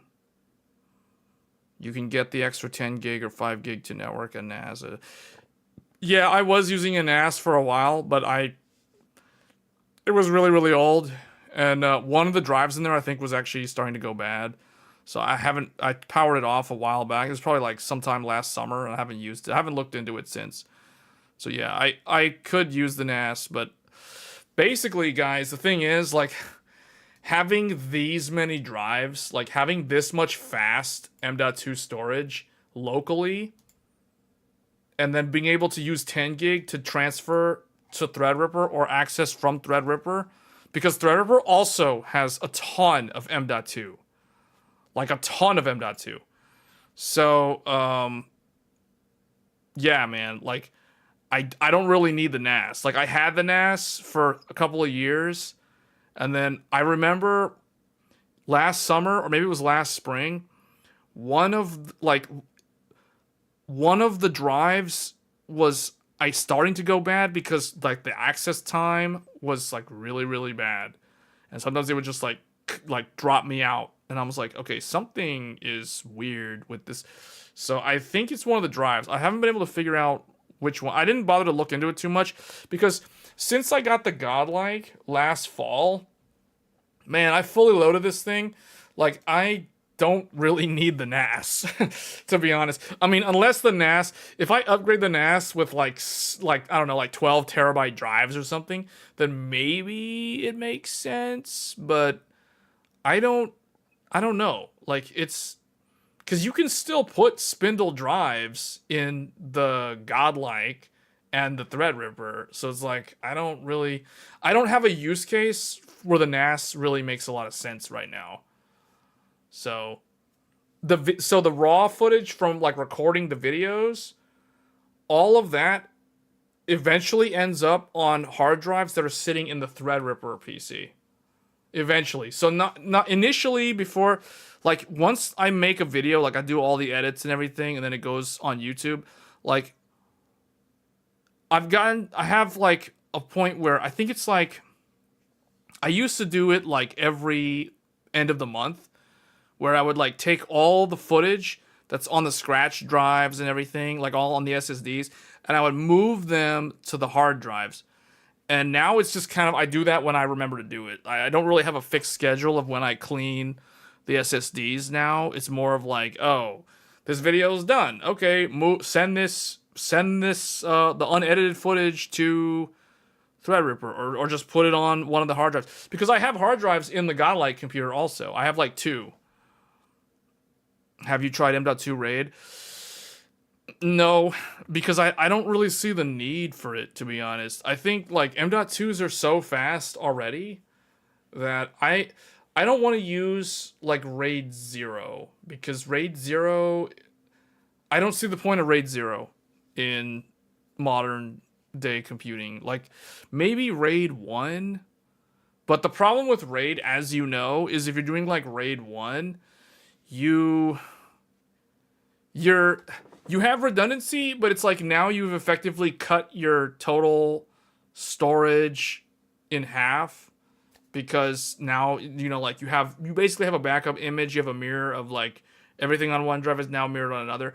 And I don't know, like maybe I should consider that, but I tend to like back up all the stuff on the Threadripper.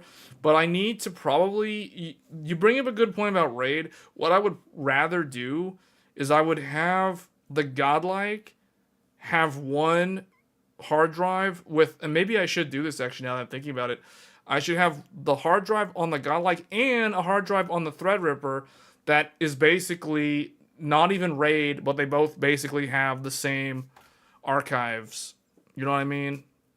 So like all the unedited channel videos, all the edited videos, all that stuff should probably be on both computers for redundancy. Like two separate computers. No, I know RAID 1 is a mirror, but it's like what I'm saying is like I cut my storage in half. Because it's like instead of having two separate drives with completely different sets of data, now I just have two drives that have the exact same set of data. So it's like I'm not increasing my storage capability. In fact, I'm cutting it in half by doing that. So, did that dynamic dashboard issue ever come back? No, it's for me. No, it's still. I mean, I can look right now. Nope, it's working fine. It's working fine ever since I fixed it. So maybe I do need to do an update video on that because there are people that are supposedly still having the problem. They need to follow MSI's instructions. My video is outdated. Like my video isn't even what I would recommend to do anymore. Like to fix the problem permanently. I put that video out as a temporary workaround for people who were suffering from the problem before MSI had a fix. Now MSI has already issued a fix. There's a firmware update and then there's a data update that you have to do. I did that procedure, and ever since I did that, I have never had the problem resurface. So, and since then I have updated and downgraded and updated the BIOS on the motherboard multiple times, and I have never had that problem with the dashboard anymore. So I am pretty sure that issue has been resolved. At least for me. But I don't know what other people are doing with their computers, so I can't really speak to that.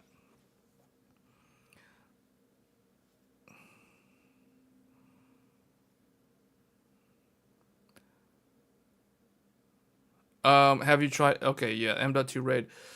No, because yeah, well, we talked about that. RAID 1 is a mirror. Yeah, no, I know, but I just want to have the full capacity of my drives. Like I don't want to like take one drive and just have it be a mirror of the other. Now, what I will probably do is I'll mirror. It's not going to be like any sort of RAID. It's just going to be, I'm going to have two copies of the same stuff on two different computers. Godlike will have a copy. Threadripper will have the other copy. I think that is something that I would probably do.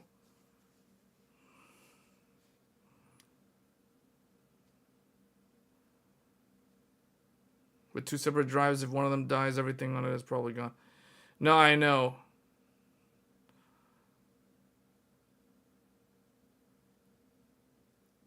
It depends on what BIOS you're on.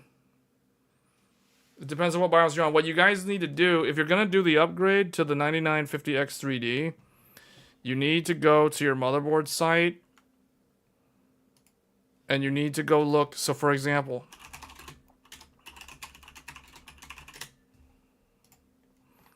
X870E Crosshair Hero. So I went to this website yesterday before I installed the CPU. You click on support. You click on CPU and memory support. You click on CPU support. You go find the CPU. In this case, it says Ryzen 9 9950X3D, and it says validated since BIOS all. So basically, you don't need to update the BIOS if you are on X870E Hero. You do not need to update the BIOS. It will work. Even on the original BIOS from September of last year. This was also true for the 9800X3D when it came out. See, and again, this is the reason why I tend to recommend people buy the current generation motherboards. I don't like telling people, oh, you can save money by buying an X670E or a B650 or a B650E, because those people, they constantly have to update the BIOS. They literally have to update the BIOS. Like, for example, let's go look at the X670E Oris Master, my old motherboard. So if I was still using the Oris Master, like if I never got the Hero, and if I was still on this, I bet I would have to do a BIOS update. CPU support. Oh, wow. Okay, yeah. So, wow, man. F30 is the magic number, because Gigabyte's been on F30. Like, that's good news, because F30 is their best BIOS. So, okay. And I'm on F30 on that old board. I avoided all this stuff, because there's like all kinds of problems with Zen 4 and memory compatibility breaking on the newer Agisa. So, F30, May of last year. May of last year. Agisa 1170 patch A is as far back as you can go, and it will work with the 9950X3D. Anything older than this on this Gigabyte Oris Master X670E will require a BIOS update. That's good, because this is literally the best BIOS from Gigabyte. This F30 is the magic BIOS. If you want to be on a rock solid BIOS, no issues, no stability problems, memory overclocking works perfectly, this is the magic number. Agisa 1170 from May of last year. They had all the Gigabyte broke like so many things. Like I've had to open like so many support tickets throughout last year with Gigabyte to get them to fix BIOS bugs that I found for them. It's not even funny, man. Like, oh man, by saying this, I'm hurting Gigabyte's brand image. Gigabyte's fine, they're cool, but like, man, some of this stuff is so sus. Like, these are the ones with letters at the end. These lowercase letters these are beta BIOSes. These are all beta BIOSes, by the way. Just FYI, these are all beta BIOSes. So if you only want to be on an official BIOS, only install one that ends on a number. Like the latest one, F34B, that's a beta BIOS. So F30 is rock solid. Their Thunderbolt card, the Titan Ridge card, works perfectly on F30. That's right, Thunderbolt 4 on AMD. It works perfectly on F30. It works on some of these, but Gigabyte has some other problems with like memory compatibility getting broken. They say optimized memory compatibility. They actually broke compatibility for like Zen 4. So if you're on 9000 series, it's totally no issue. But if you're on like a 7950X3D or a 7800X3D, do not go to any of these BIOSes. You're gonna be wondering like, why is my computer unstable? Like, these newer BIOSes only are good for Zen 5. They're, like, terrible for Zen 4. So avoid all of these, like, for Zen. If you're on 7000 series Ryzen, like, just stay on F30. But the good thing, F30 supports 9950X3D, man. That is good. That is so good, because I am not upgrading this BIOS. This BIOS is going to stay on F30, and that means I can move my 9950X3D back into my old Oris Master if I want, and it'll work.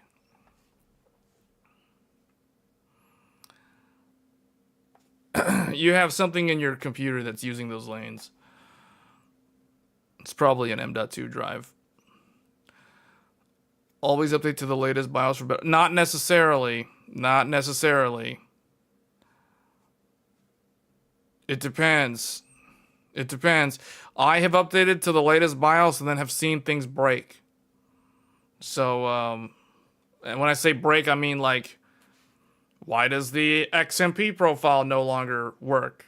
I have to manually up the voltage to get it to actually work now. Like, that was not a thing last time. So, stuff like that.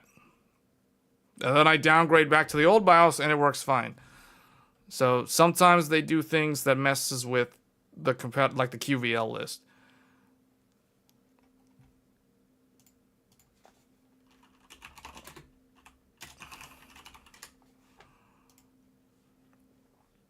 This one's going to be all of them. There's no reason to even check this. But we'll look. Because if you're on X870, you don't need to update the BIOS unless you want to. Like, go to compatibility, go to the CPU. Yeah, all of them. See? It pays to be on the newer motherboards. You don't have to do anything. I mean, you can, but it's optional. Asus Cross Your Hero gave me the issue that I just described with the XMP profile. That was on an Asus board. That was on the Asus BIOS from December or January.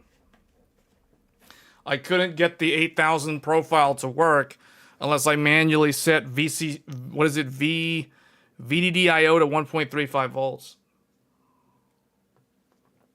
On the previous BIOS, it worked on 1.3 volts. And I downgraded to verify. Sure enough, it worked fine on the older BIOS. So no, I don't agree. That's why I operate on an if it ain't broke, don't fix it philosophy.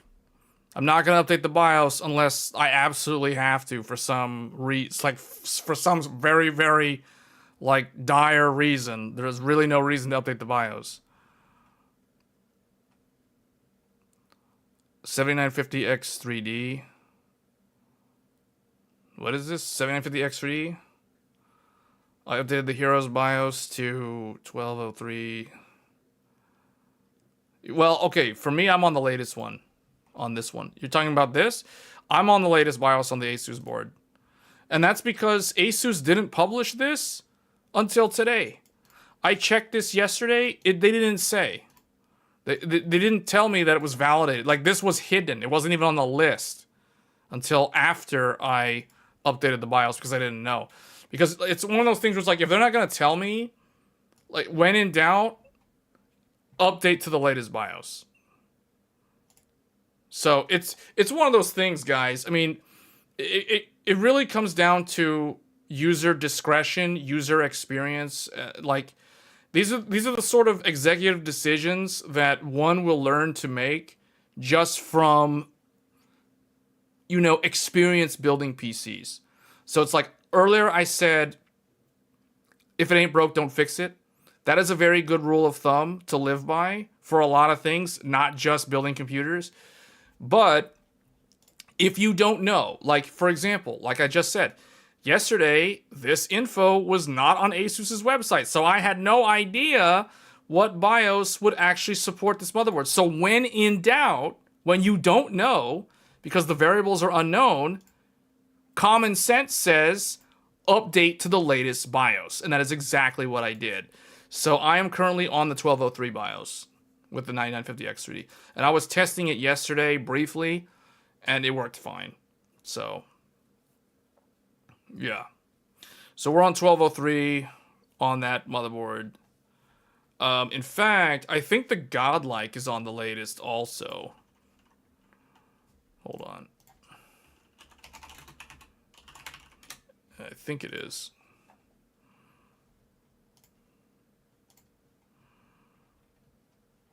Yeah.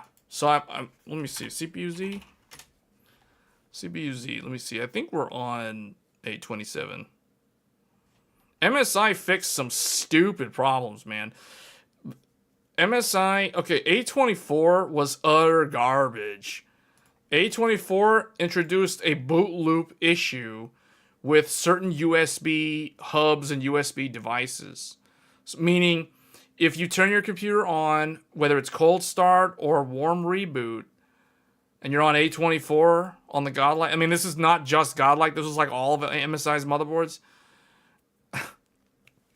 The motherboard with boot loop, it would like try to come up, you would see the MSI, the logo, then it would go dark again, then it would post again, then it would go dark again, then it would post again. Eventually, it would work its way out of the loop, and it would get to Windows. But we're talking like, man, it would try like 3 or 4 times, then would finally get into Windows.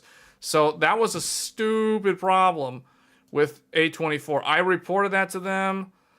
I told them, you guys need to get the BIOS team. Like, this is a very easily reproducible. It's super easy. Just, I don't even know what device it was. I just told them, connect a bunch of devices to the USB ports on the back, and then restart the computer, and then watch what happens.